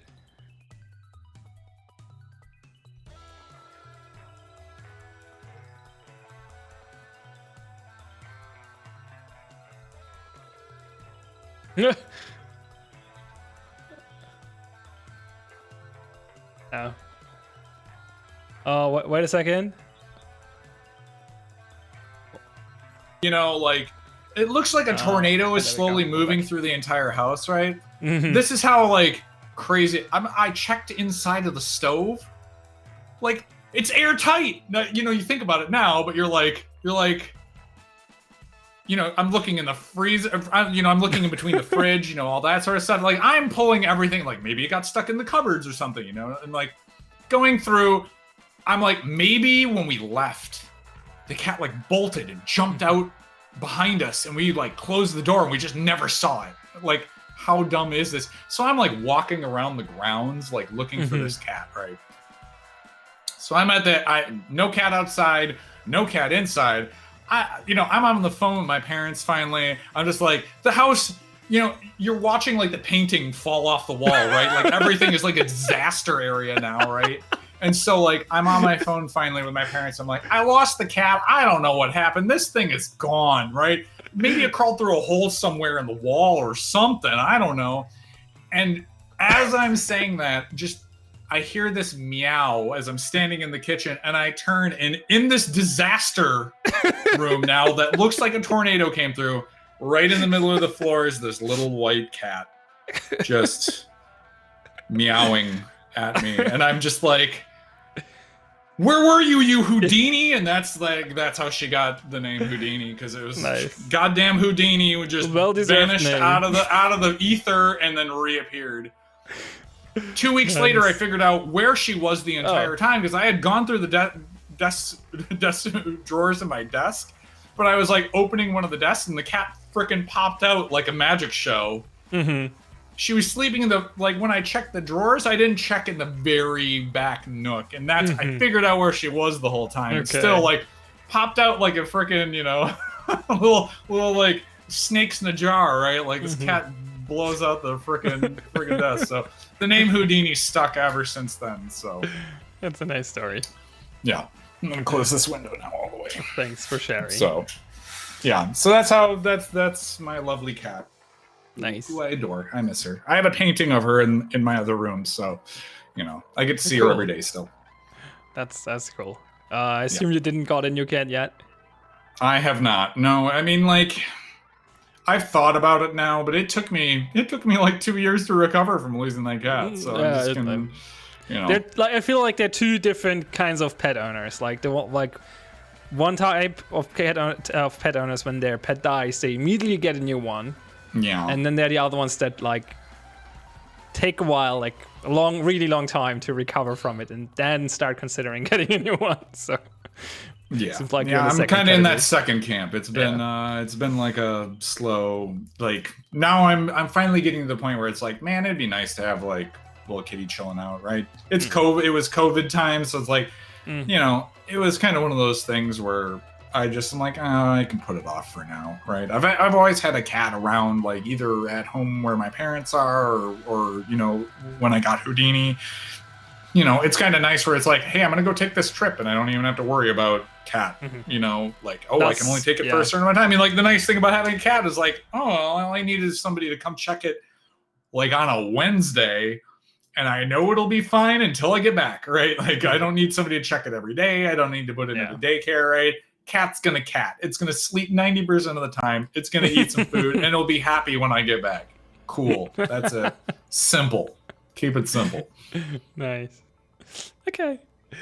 Cool. I'd say we'll move to a different section of the stream, in the sense that you wanted to show some of your work you're working on right now. Oh, sure. Yeah, we can definitely do that. Here, let me slide on over to the Cintiq over here, and we'll I have your screen over here, so I switched over now. Cool. There's some textures you're working on, right? Yeah, so I'm working on background exploration textures for you know, new stuff. So a lot of Stuff this we're not allowed is, to talk about yet. no, I'm just gonna call it T5 for now, but like that's you fine. know. So it's like a lot of this is just like exploring like what are the different materials we want to have. If we're gonna have things like be busted up, or you know, what is the basic version of like brick? You know, what are the different styles of brick? And then like, you know, I've got some other, you know, like building reference and stuff for like what is a good busted up brick texture. So like this is more of like, I'm looking at more of like what's down in this area. Here, let me just change this to like down in here. Oh, of course. It's like what's in this section down here more than anything, because like that has a good like feel to what I'm looking for in my texture. So some of this is actually like me filling out like, what does this look like? What would it look like with some grass? Or like, what does it look like when you have some weird like, you know, concrete stains and stuff like that? And then like going around to like different buildings that are, you know, like kind of associated with this stuff and that sort of deal. So, you know, rusted out metal and that sort of deal. So a lot of this has been, yeah. So we're kind of working through some of these design elements. Like right now I was working on what is this, you know, concrete over some sort of like pebbled out, like broken up concrete is, you know, made of like small little stones, you know, so some of this is like what would that look like, and just kind of exploring like in our style how do we develop that, right? So it's explorational work mostly what you're doing right now.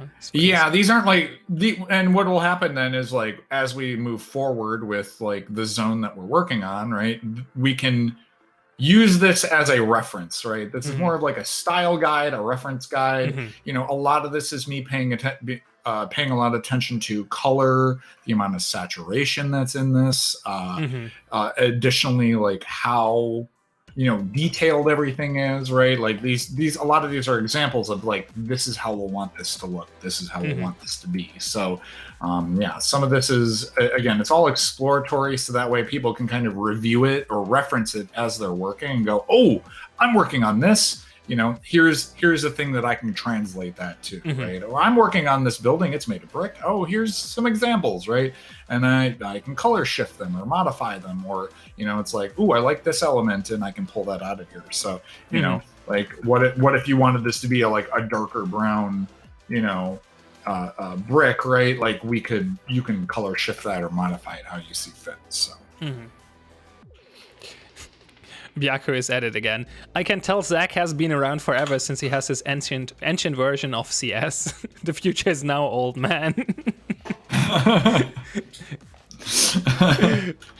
Well, I mean, you know, I've been around for a while because like this is the version of Photoshop that I own, so that's why it's like. Not to mention, I don't have to be online to use this either. So this is prior to like Photoshop actually like being bad. So, you know, it might be the light version. I might not have dark version of Photoshop, but if that's all I have to get to be able to purchase CC, right? Like, I don't care. I'll use this one. It still functions. So I'll use this until Windows is like, yeah, you can't use those anymore. You know, if only I had to do is pay $600 and I own it, I'm happy with this. So yeah, I don't like the way that the industry has gone to renting the stuff, right? Like I prefer owning it, right? Like that's I understand that. Like I want to be able to crack this thing open, not because I have to have a subscription on it, but when I need it, right? That's what I like having, right? Or I want to do a concept. Let's just crack it open. Oh, my subscription ran out, or you know, over the time in which like I paid the $600 in this, probably in the last like 4 years doing this, I would have spent more than $600, right? Like that's the other subscriptions. Yeah, but you also would have the most up-to-date version. So. This is true, but I'm like. The crazy part is like how many of those bells and whistles would I use? None. Yeah. Right. Like if I'm using everything in this already, why do I need another thing? Right. So, but definitely. I mean, maybe if I need it for other stuff, possibly, or like I needed a feature that the new one gave. But I mean, for the most part, this is fine.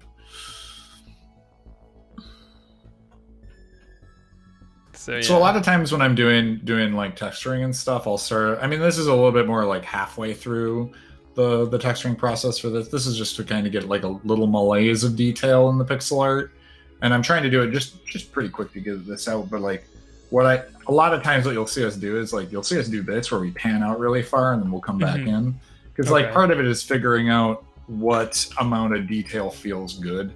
You know, our art style is so simple, right? Yeah. Yet has a high amount of detail to it. Like it does take a little bit of like, you know, there's this level of handcraft. We don't just like take a photo file and then slam it into something, right? It takes a little, you know, massaging to like kind of figure that out, or what we want to have. So, you know, I mean, a lot of times in those older games, that's what they do. That at the time, that was like the big thing. Like you look at like GoldenEye is a really good example. Like they straight up just took pictures of concrete and slapped them into their game, right? Because that was photo reference back in that that at that time was like that was the new thing. If we could Okay. take high enough resolution photos, right, and apply them onto an object, suddenly it's like, oh, it looks so much more realistic. Well, I mean, that's great, but it also means that, you know, like you're adding like weird color tone values, and people didn't really understand like how to paint textures properly, because like a lot of the games back then, they'd just paint with black. Like a shadow is black, right? But like now we've progressed past that to a degree, right? Where you have shadows are technically not black, right? As an artist, like that is one thing that you learn, is that shadows aren't that, right? They're every other dark color but pure black. And that's one of the biggest things that you'll see here is like these will be dark and they'll be desaturated, right? When I come in on this, right? But I never make them like pure black, right? You never go down into this 100%. You always live up here, and you always kind of like paint. You can paint desaturated, which is fine, but like you'll never want to hit that pure black marker, right? You always want to have a little bit of color in your shadows and that sort of stuff. Yeah, that makes sense, definitely. So can you talk a little bit about your workflow? Like, how do you? I don't know if there's a. I'm not an artist, so I'm not sure. No, for sure. I mean, it all starts out with like a general like shape, right? You always start with the big shapes first, right? This is something that Jesse and I always talk about. Is you start out with like the large shapes, right? And then from there you kind of can develop into like the details and stuff, right? And you never want to get hung up too much on the details. And like I said, you're kind of finding like me working on this piece is like I've gone past the large detail, right? And then I've started to lay in the medium to small detail. So here, let's jump over on this guy, because this guy is not very far along, right? You can see I started like working on some of these larger shapes, these cracks and such, right, in this concrete. So the other good thing is like making sure you kind of like name your stuff properly. So like here, sidewalk 3. So I mean, I try to do that, but sometimes I'll be duplicating or switching layers that I haven't quite named everything. But you can see even here, like just because I have this, right? But you can see I was working on concrete, on my cracks. I was working on concrete, and then I do a sidewalk 3 over here, which was the other one that I was working on at the time. So you can kind of see that I do at least have this set up to where I like understand what my Photoshop file is. You know, this one I was just starting to add in like, ooh, what would these other details be? So like, you know, going in on the cracks, especially for texturing and stuff. So what I can do is I can start coming in here and I'll like, you know, I'll use a line tool and kind of like start breaking out some different, you know, elements here to kind of like give this a little bit more detail to it, right? Like, you know, maybe something like impact, or there's just some like stress cracks or something. Stress cracks on like objects are normally a little bit longer, so you know, add in some like little tails off of this, right? Okay. And then like you just kind of like start massaging things until like you can kind of get that nice feel in here where you're like, oh yeah, maybe I'll just freehand this one slightly, and you know, now all of a sudden you're getting like kind of this, you know, interesting shape that I can start developing a little bit more as I go. So, you know, like it's kind of like I said, you kind of just jam out a little bit. You know, again, I love putting on some music, and then just I'll just kind of develop as I go. So, what kind of music do you listen to? Oh yeah, so I'm really into these 2 bands right now. One's called Go Go Penguin, really cool like set of music off of them. They're a little bit more like they're a little bit on the edge of jazz, but they're a little bit electronic too. They got some of that. The other guy that I'm listening to is Dead Life. He's quite good. He's way more electronic stuff, and I don't just listen to electronic stuff. I listen to a lot of different music, but those are the 2 ones that I've been really jamming out to lately. Okay. But my music list is quite long. You know, I mean, it just depends on what I'm working on too. Like music sets the mood for me, right? Like music is what kind of sets the mood. So on what I'm working on. So like, yeah, I can see that being a thing. Yeah, if I'm working on something really like heavy or dark, or I want to like really like get moody, then I'll listen to there's two really good bands that I like, which is one's called Limbs, and then I'll also listen to one called Ahab. They're more doom metal, like funeral dirge metal kind of stuff. So yeah,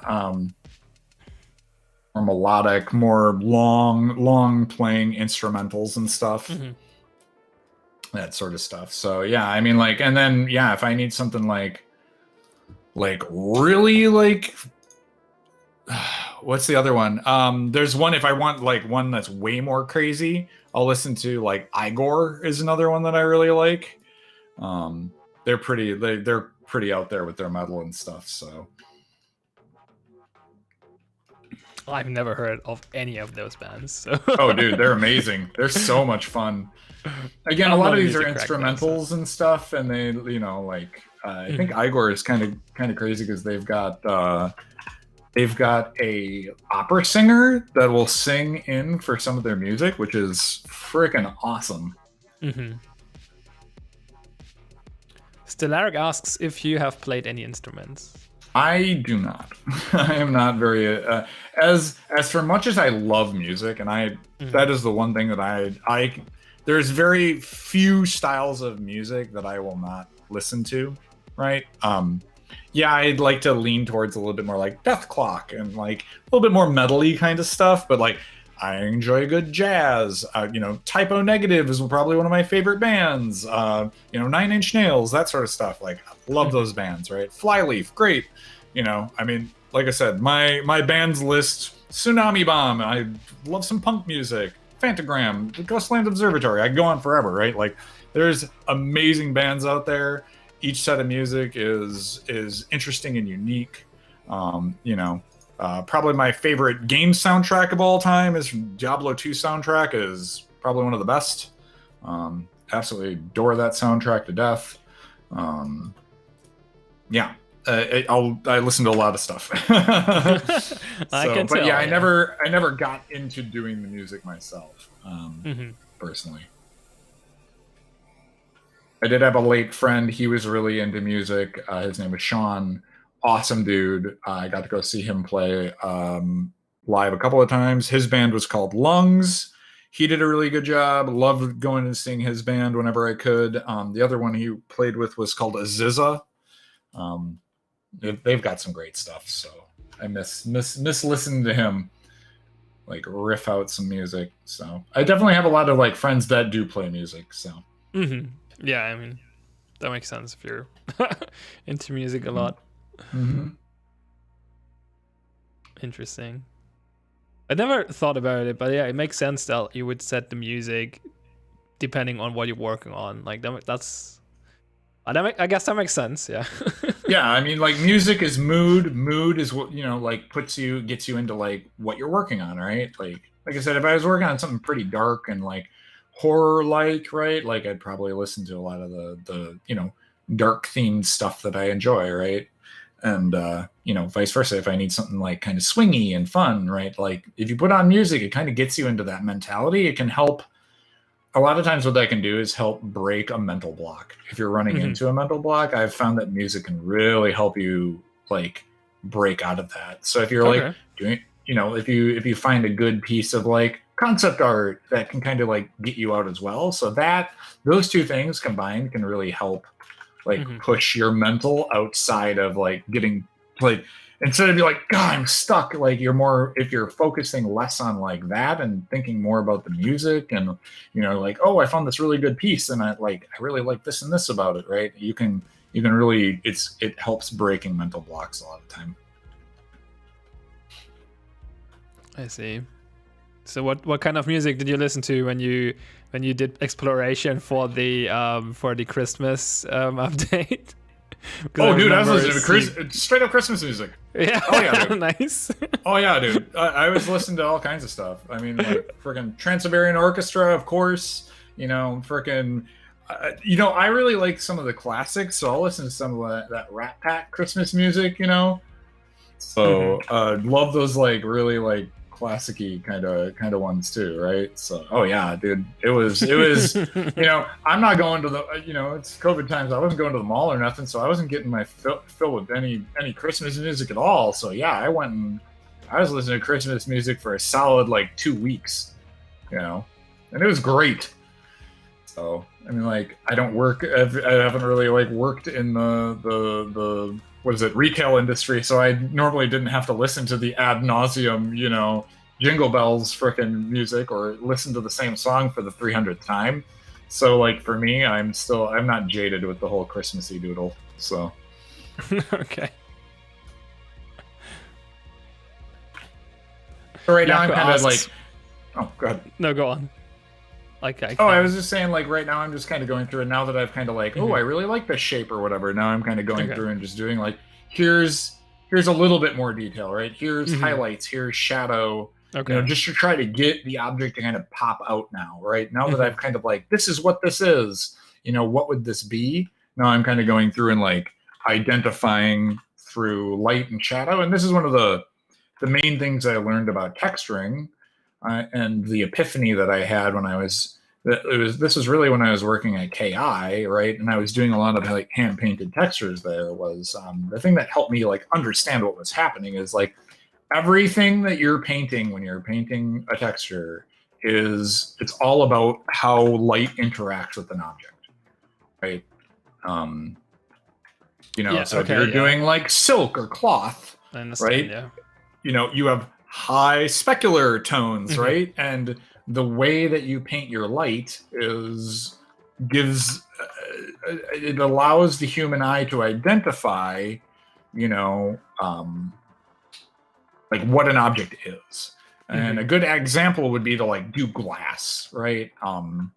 So if I wanted to do like a really good like glass thing, what I can do is if I just jump over here, I'll just paint on this layer, which is fine. So if I want to do like a glass like sheet, right, that was part of like a canister, right? So I've got like kind of like this object just quickly sketched out. And if I really wanted this to like look like glass, right, it would have like this highlight on the edge. I'd put like a softer highlight down below.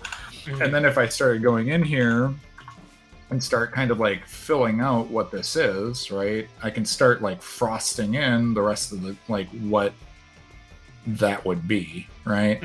And so like I can kind of start building that out. And then what happens is glass kind of gets further away with you is you actually start seeing the stuff in the background.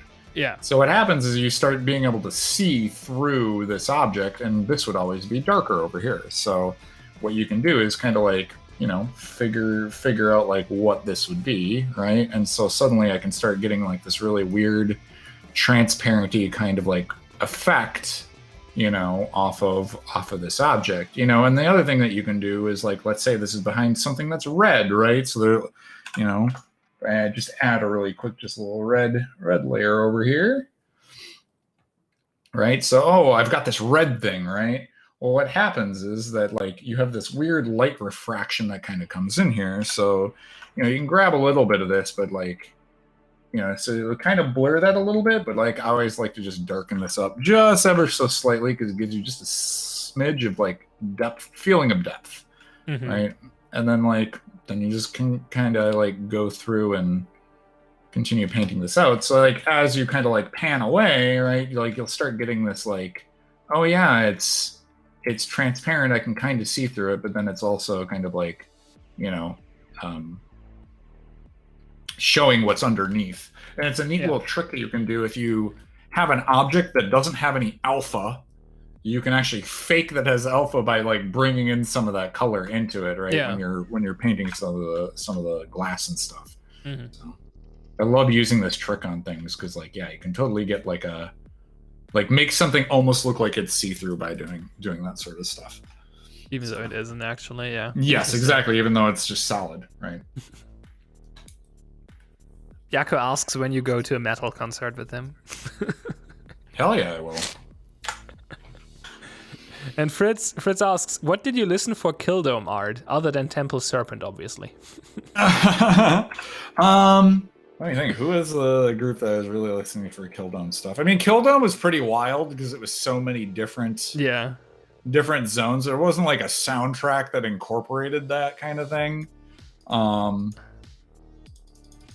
Yeah, I'd have to look at my songs list and see what I was playing around then. Which I parts mean- of Kildome did you work on? Like, can you give us some A examples? lot. Yeah, I imagine. But like, Let me think. Kildome. Oh, you know what I was listening to at the time? I was listening to a lot of like moderns and Carpenter Brut. Yeah. Yeah. So like parts of the Kildome. I worked on pretty much 99% of beach. So the D-Day beach stuff. okay. I built out. So a lot of the assets in there I built out for that. It was a lot, everything in Pit pretty much was built off of my design. You know, Jesse did ruins, so that was like his big thing, but a lot of the texture exploration stuff that I had done for the dome stuff, you know, I can show that off too. So like jumping in here, like if I turn this stuff off, so this is some of the exploratory, so this is the same thing I'm doing right now, is I did exploratory textures for, this is obviously the beach tile set. So what does that look like? So this was me kind of going through like, here's what sand looks like, right? Here's sand transitions, and like, here's what barbed wire is, and wood and concrete, and just how do all these things interact with each other, right? And then if I turn that off, here's Pit. And here was some of the explorations that we did with Pit. So like, you know, we've got that giant metal head that hangs over the doorway and like that sort of stuff. So it's like, how do these different materials interact with each other? How do they look, right? Here's some examples of like, you know, weird painted, you know, metal and brick and that sort of stuff, right? Yes. And then I worked a bunch on Castle, yeah. Speaking of Pit, Fritz asked, why did you decide to go with the city ruin aesthetic for Pit instead of the chrome metal? It kind of evolved that way. One of the things that I wish we would have added in that we never did was I called it the Argoyle, which was this giant gargoyle that I got it half modeled, and then we decided that we were just going to make it like, you know, it was going to be more of like the disaster movie and less like, you know, metal weird post-apocalyptic, you know, thing. So I'm like, which made sense, you know, from a movie style aspect, you know, like, so it wasn't so much, it originally was concept that it was like a crazy metal cover, right? Like it had like metal skulls and like freaking like Terminator D-Day, like Terminator style kind of stuff. And it turned more into just like, I got a lot of brutal legend vibes from it, from the early concept art. and it partly was is like, how much time would it have taken to build all of that for just this one small tile set? And what we just decided on was like, let's just do the buildings and keep it simple, and we didn't push it much further than that. So yeah, I see how that would be more work for sure. Yeah. So it's like, how much did we want to invest into this compared to like other zones? D-Day ended up getting added in towards the end, so that kind of actually ate into some of that too.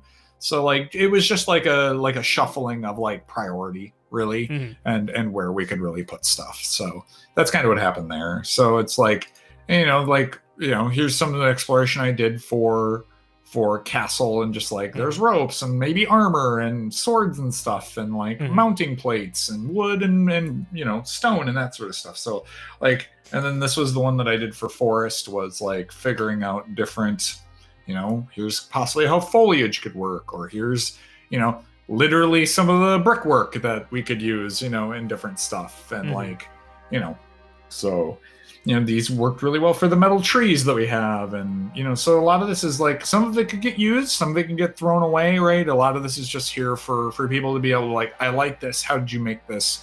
I'm going to use X or Y and, you know, apply that into my texture as we figured thing out. So, and originally this is what Dome was going to be, where it was just concrete and metal plates, and it was going to be way more just like straight up game show, no themes, no nothing. It was just going to be like colored rooms and stuff.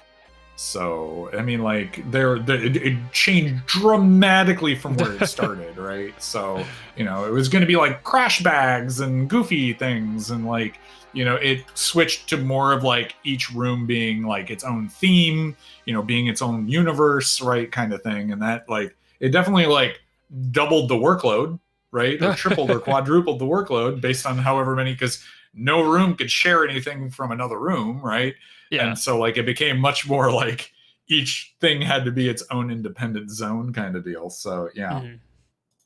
And then obviously I've got like our base texture sheet. So I kind of went through and put this together for the team too, which is like basic brick, basic cinder block, glass, you know, concrete, metal, painted metal, you know, boxes, corrugated metal, wood, you know. So we have these different, you know, elements that are in our game. How do they look? How do we build them, right? Like, you know, here's cylinders, here's squares, right? Here's, you know, more complex shapes sort of deal. So, you know, we've got a lot of things that we can pull from and then apply into, you know, how we make things in the future. So it's kind of one of those things that we use a lot. So that's kind of translating into a lot of this stuff. And like, those are like the first iterations of like our exploration. And now this is kind of where we're getting to now, where we're pushing this a little bit more and further and, you know, like what we're doing. So.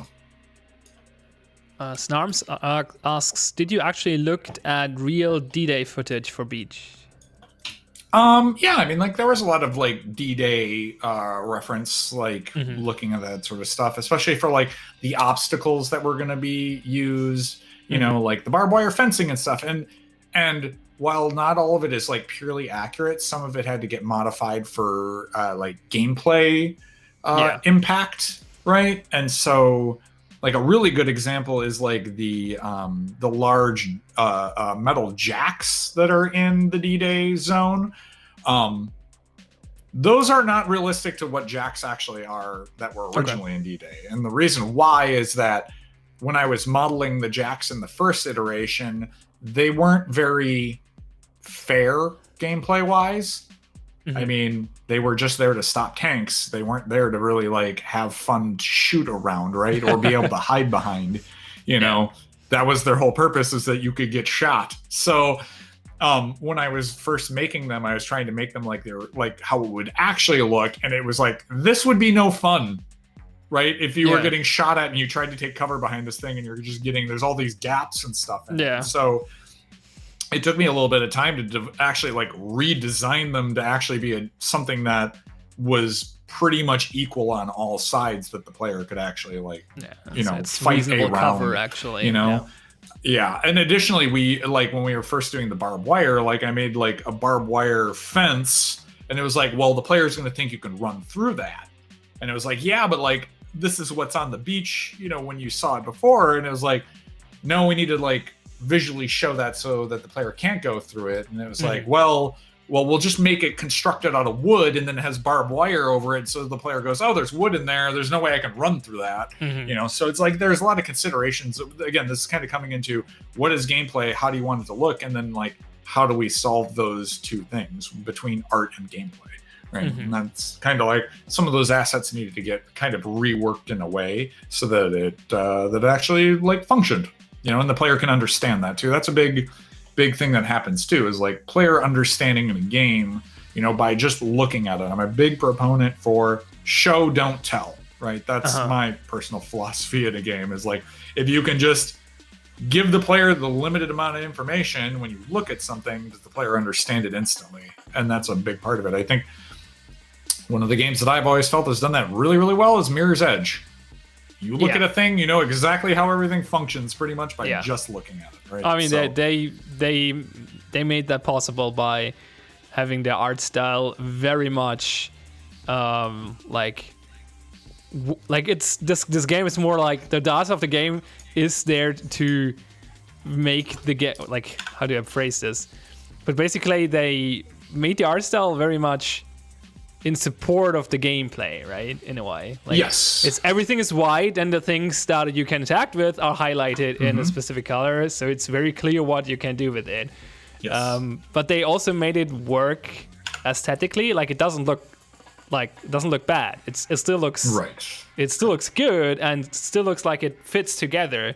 But it's very clearly like the mission statement was very clearly that they like maybe you have cool ideas of how this should look, but main priority is this should be super readable because players are moving fast in this game and they have to understand the environment. So Yeah, and that's one of those things like when we first did the, when we were in alpha, there was this readability issue that kind of like popped up, while we were kind of like making stuff, and it, we might have overdone it a little bit in factory, right? But we were still trying to figure out what we could effectively do without making everything pure white, right? Okay. And I think that was one of the things where it was like, I got tasked early on with like, figure out why this isn't working, right? And I was like, we were going through and trying to really develop on what was going on there, because old factory, the way it was before we made the adjustments to it, we did was like, you could look across the factory and not see anybody. The characters just blended into the background. There could be guys 20 feet away from you and you couldn't see him because he was like really, he was just so hidden. And it was kind of like this, it was a combination of things. Is super saturated background with super saturated characters, a thick volumetric fog which had a color tint to it, and there was a level of colored lighting, and that kind of triumvirate of things, that mixture really made it so like what happens is when you have a saturated character and a saturated background, they're already blending together. Then you add in a colored fog over the top of them, so the character starts taking on some of the color that's around them, right? And then you add color light in on top of it, which literally colors the character exactly how the lighting is around it and makes natural camouflage, right? And that's one of those really hard things that we had to figure out was, we need to make the backgrounds less saturated so that our saturated characters will pop out more, right? It's good to use less fog because that way there's not this weird obscuring layer between you and your target. And when you use colored lighting, that applies onto the characters themselves and thus changes their color. So it's like those three things all working together make it so that our characters vanish, right? And some rooms that's okay for that to happen. Arcade is a really good example. Characters, when they run in there, still like we fixed some of that, but the idea is that there is supposed to be a level of natural camouflage in there.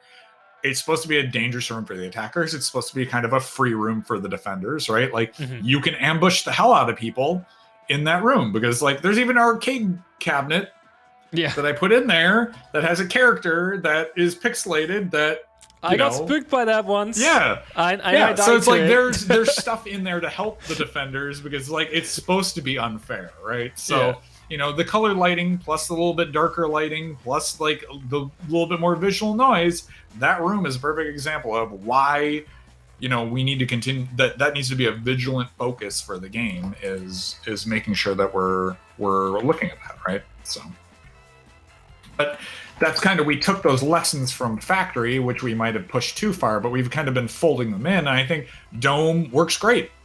Like it's very, very rare that when you're playing in Dome, you're like, I didn't see that guy sticking out, in the background, unless they're like hiding specifically like in tall grass or, behind a battlement thing or, they're, shooting you along the edge of a building or something. Right. But like most of the time you can actually just straight up pick up a target, like in the background, which normally like, in the past that would have been much even more of a problem than what it is now. So we were able to take a lot of those lessons that we've learned and apply them into that. And hopefully in our next tile set, we can, continue pushing that forward. And then like, maybe one day we can go back and fix up those other ones, so we'll see.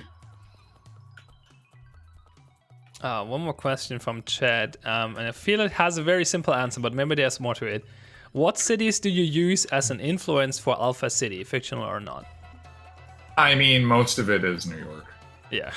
Like 99%, we can pretty much get any element we really need out of the New York area. Yeah. So a lot of these are based off of that. That makes sense. Exactly. That's been a real major focus by Alex. To Bart is that is his laser focus. Like, I want it to be this, and so that's he's kind of driving that car. So Yeah, make it look like New York. mm-hmm. That's where Alpha City is supposed to be. That's where it's taking place. Then it should have a lot of those elements. So yeah, he focuses in a lot of that. Like, he wants to get that feel, So he definitely, like I said, he's driving that bus. Mm-hmm. That makes sense. Mm-hmm. Yeah. So I mean, like, he's that's the thing too. Creative director. That's where he wants the creative direction to go, right? So I think that's working just fine. I mean, yeah, that's his job. So. How long do you take? Like, how long does it take for you to do like explorational work? I mean, this has been a good week's worth of work. So I mean, like, all this going in and doing like all these color variations. Okay. I mean, like, some of this has been the complexity too. The other thing is like when I first, the reason why this might have taken just a little bit longer is when I first started this, I probably was making it a little bit too high resolution because I made all of these in a higher resolution. Mm-hmm. So this is like double or triple of what we normally were doing. I had assumed that we could just shrink everything down, but then we were kind of having a discussion and be like, could you just make them smaller? And I was like, okay. So I went back through and took a little bit extra time and just made everything at a tinier resolution. So, well, part of it was just I was just exploring, and it was like, how much detail do we need? I don't know. Yeah. So some of it was kind of up in the air. So now we kind of like, we've dialed it in, so now we'll just move on from there. So should all work out just fine. I see. Yeah. Error. Yeah, it's because I'm working on a layer that's probably hidden, which happens sometimes. Or I don't have a layer selected at all, which also happens sometimes. Let's see, it was sidewalk 3. There we go. I was working on my cracks layer.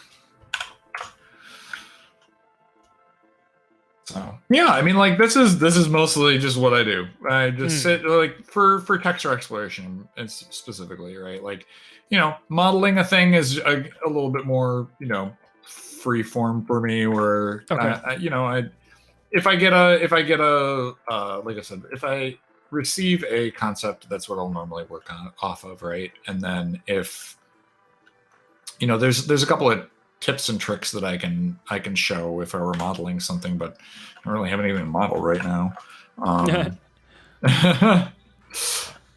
So I mean, I haven't gotten permission to show anything other than just this, so I can't really show anything else. But like, yeah, I mean, it depends.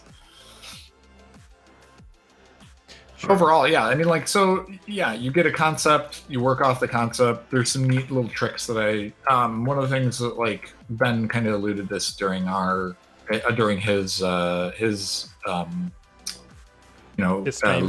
interview, but he was saying that him and I use 3D Studio Max, and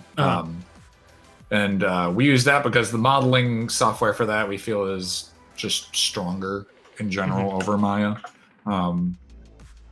Plus, like, that's the thing personally I'm more comfortable in. I know that I could switch to Maya. That was one of the things that I had to do when I was working at Rainbow Studios. They said, hey, we want to start working in Maya, and you got a month to figure that out. And I was like, okay.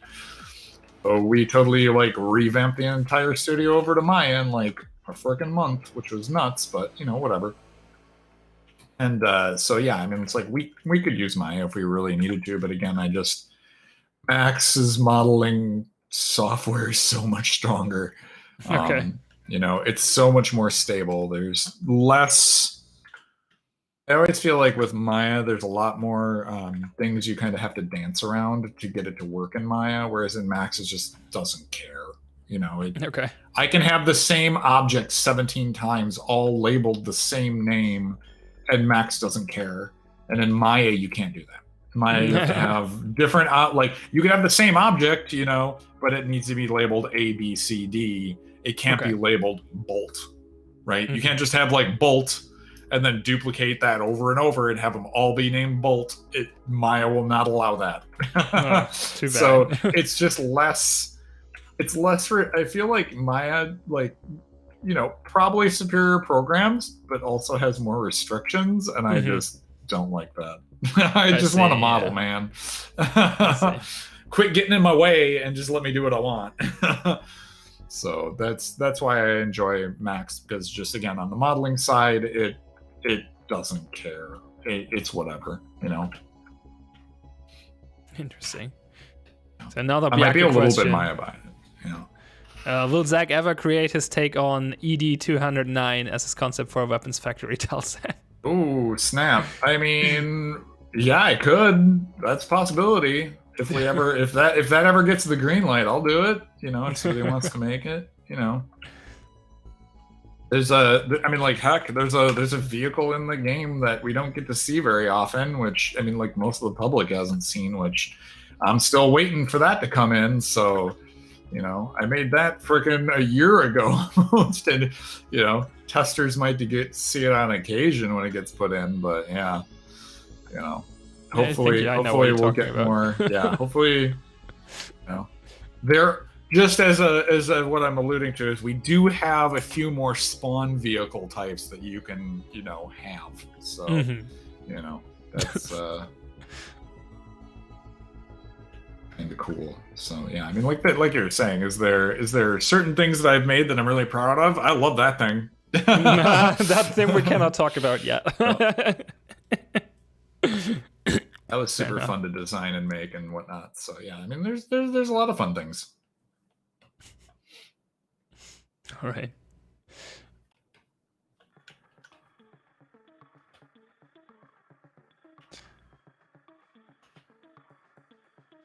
Let's see what this looks like with this little guy.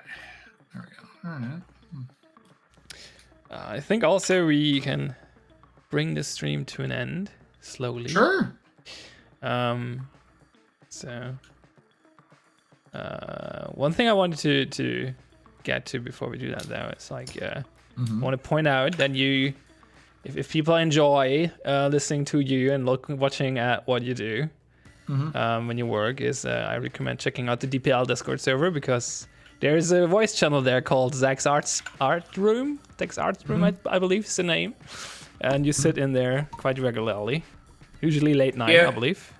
Yeah, I'll normally chill out in the DPL Discord's channel just to like relax, and you know, like I'll be working on, again, I will preface the fact that anything I work on that art stream normally has nothing to do with what we're working on currently. A lot of it is very exploratory or me learning how to do things. So like I'll be modeling like maybe a weapon, but that will never go in, possibly has a chance of never going into the game, because it's me just learning. It's a lot about me just learning and testing, and you know, like I said, a lot of the work that I do is just, you know, exploratory in nature for the team, like for things coming up. It also helps to build like a library of things for if the game ever needs it, that way we have it. So, you know, working on a weapon or a weapon site, maybe in the future it could get used for something, or maybe not. So like a lot of that stuff is just like, I am very bored. It is COVID times. There's nothing to do. I do not have a cat that's running around and doing things. And, you know, it's one of those things where I always feel guilty because, like, you know, I could play video games a lot, or I could put more work into my portfolio, right? And that's kind of one of the difficult things, you know, being an artist is, you know, finding that good fine line between, you know, working to improve and then just, you know, having fun, where it's like, well, again, you kind of sometimes get some of that feeling of guiltiness where it's like, well, I could be working on my portfolio right now, and you know, that could help me in the future, right? So it's like, it's that weird time investment kind of thing. Yeah, but you also have to strike a balance, because you also don't want to burn out yourself, right? So definitely. Well, it's kind of weird because, like, you know, it's funny because, like, everybody, when this COVID thing first started coming out, right? Everybody's like, well, we have to work from home, and how do we do that? And I don't know if I'm comfortable with that. It's like, the funny part is that 2 years prior to me landing this job, right, I was doing contract work from home. And so it's like, the thing that I found was like, just build a routine. That's the best way that you can do this, right? You wake up, make breakfast, make a thing that you like or whatever, and then it's like, start working, and then do that sort of stuff. So it's like, for me, like, working from home, it was like just doing that again, right? And I had no problems with it. It's like, oh, I just found myself back in my contract days, for those 2 years, and it's like, I was able to easily just jump right back into doing that again. So, I mean, personally, yeah, I like working from home way more. Okay. I'm if I could. Yeah. I'd rather just chill out at home, wake up, do my work, have my online meeting or whatever, figure out what I want to do, chit chat for a little bit, and just get to work, right? No distractions, no weird stuff, make breakfast or lunch when I need it, and just go from there, right? So much prefer this style of work, right? Like, going into the office, I mean, like, I like hanging out in the office and stuff, but it's like, this is just so much more convenient. Yeah. Absolutely. I'm in a similar position for sure. I like working from home. It's just more flexible. Yeah, definitely. But sometimes it can be nice to see people in person. Definitely. I think there's a balance to be struck. But right now we're forced to stuck to the home side of things. So I guess that's what we work with. I mean, it's not like I'll coming over to Seattle anytime soon anyway, but that's a different story. Yeah, I mean, that, what is it, 15 hour plane ride would be something like that. Yeah, just like that's my It'd probably, for the entire 24 hours too, it'd probably take the entire day, right? Like, yeah, it's just like my usual travel route to work, right, to the office, to get to the office, like 14 hours flight, and I work for a day, and then I fly back home, and then the day's over already, like half the next day. I'm probably not to mention that jet lag would be a bear, man. You get done flying for that day and you'd sleep for 24 hours, no lie. Yeah, probably. I mean, my sleep schedule is fine, but yeah, well, I'm just saying, like, I don't know about you, but like, when I fly, man, I will pass out on the plane and I will arrive at my destination and just be dog tired. Yeah, that's how it goes usually with most people. All right. One day I'll make it to the office for sure. Yeah. No, for sure. Yeah, but like, as you're talking about that art stream too, yeah, I mean, like, come and join. I normally chill out. Like, people will join and leave at their leisure, and just chill out, and sometimes they'll watch me do art, and maybe I'll work on like a character concept model, or like a drawing, or I'll be texturing something, or it's all, again, stuff that's like, hey, I think this might be an idea, and then it still has to go through, I have to pitch it has to go through approval, right? Like, especially like anything I'm designing on my own, right, would need to get, yeah, this looks great, or no, we need to change it, or right. So it's like, even anything I'm working on would end up having to get approved, by the higher ups, right? So again, a lot of it is just me just trying to get better at the craft of making due process, right? So it's exploratory work to improve my ability to make art for our game. So cool. All right. That's it. So yeah, thanks for being here. I think that was a fun stream. Heck yeah. I enjoyed it. And since Dev Team Practice is still on vacation, this sums up the streams for this week, and we'll be back next week with our regular schedule. So maps on Monday and Tuesday, and then community hours on Wednesday. If you have any suggestions or requests for guests for community hours, then feel free and message me and tell me who you would like to know more about. We had in the past Kevin, Bard, Ben, Bickle, and now Zack. So I have a few more in mind. We'll see who we get on here. But if you have anyone you would like to see, please let me know. And besides that, no, there's not much else I want to say. So I guess we're just gonna end the stream here. We're gonna raid the Happy Vagabond. So say hi to him, and that's it from us. Again, thank you, Zack, for being here, and No problem. Thank you all. thanks for you all watching, and we'll see you next time. Bye.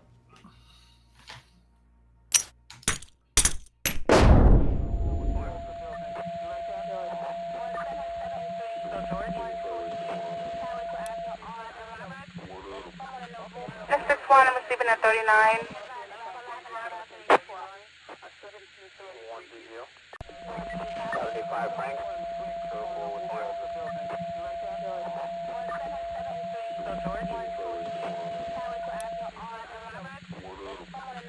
This is one, I'm receiving at 39.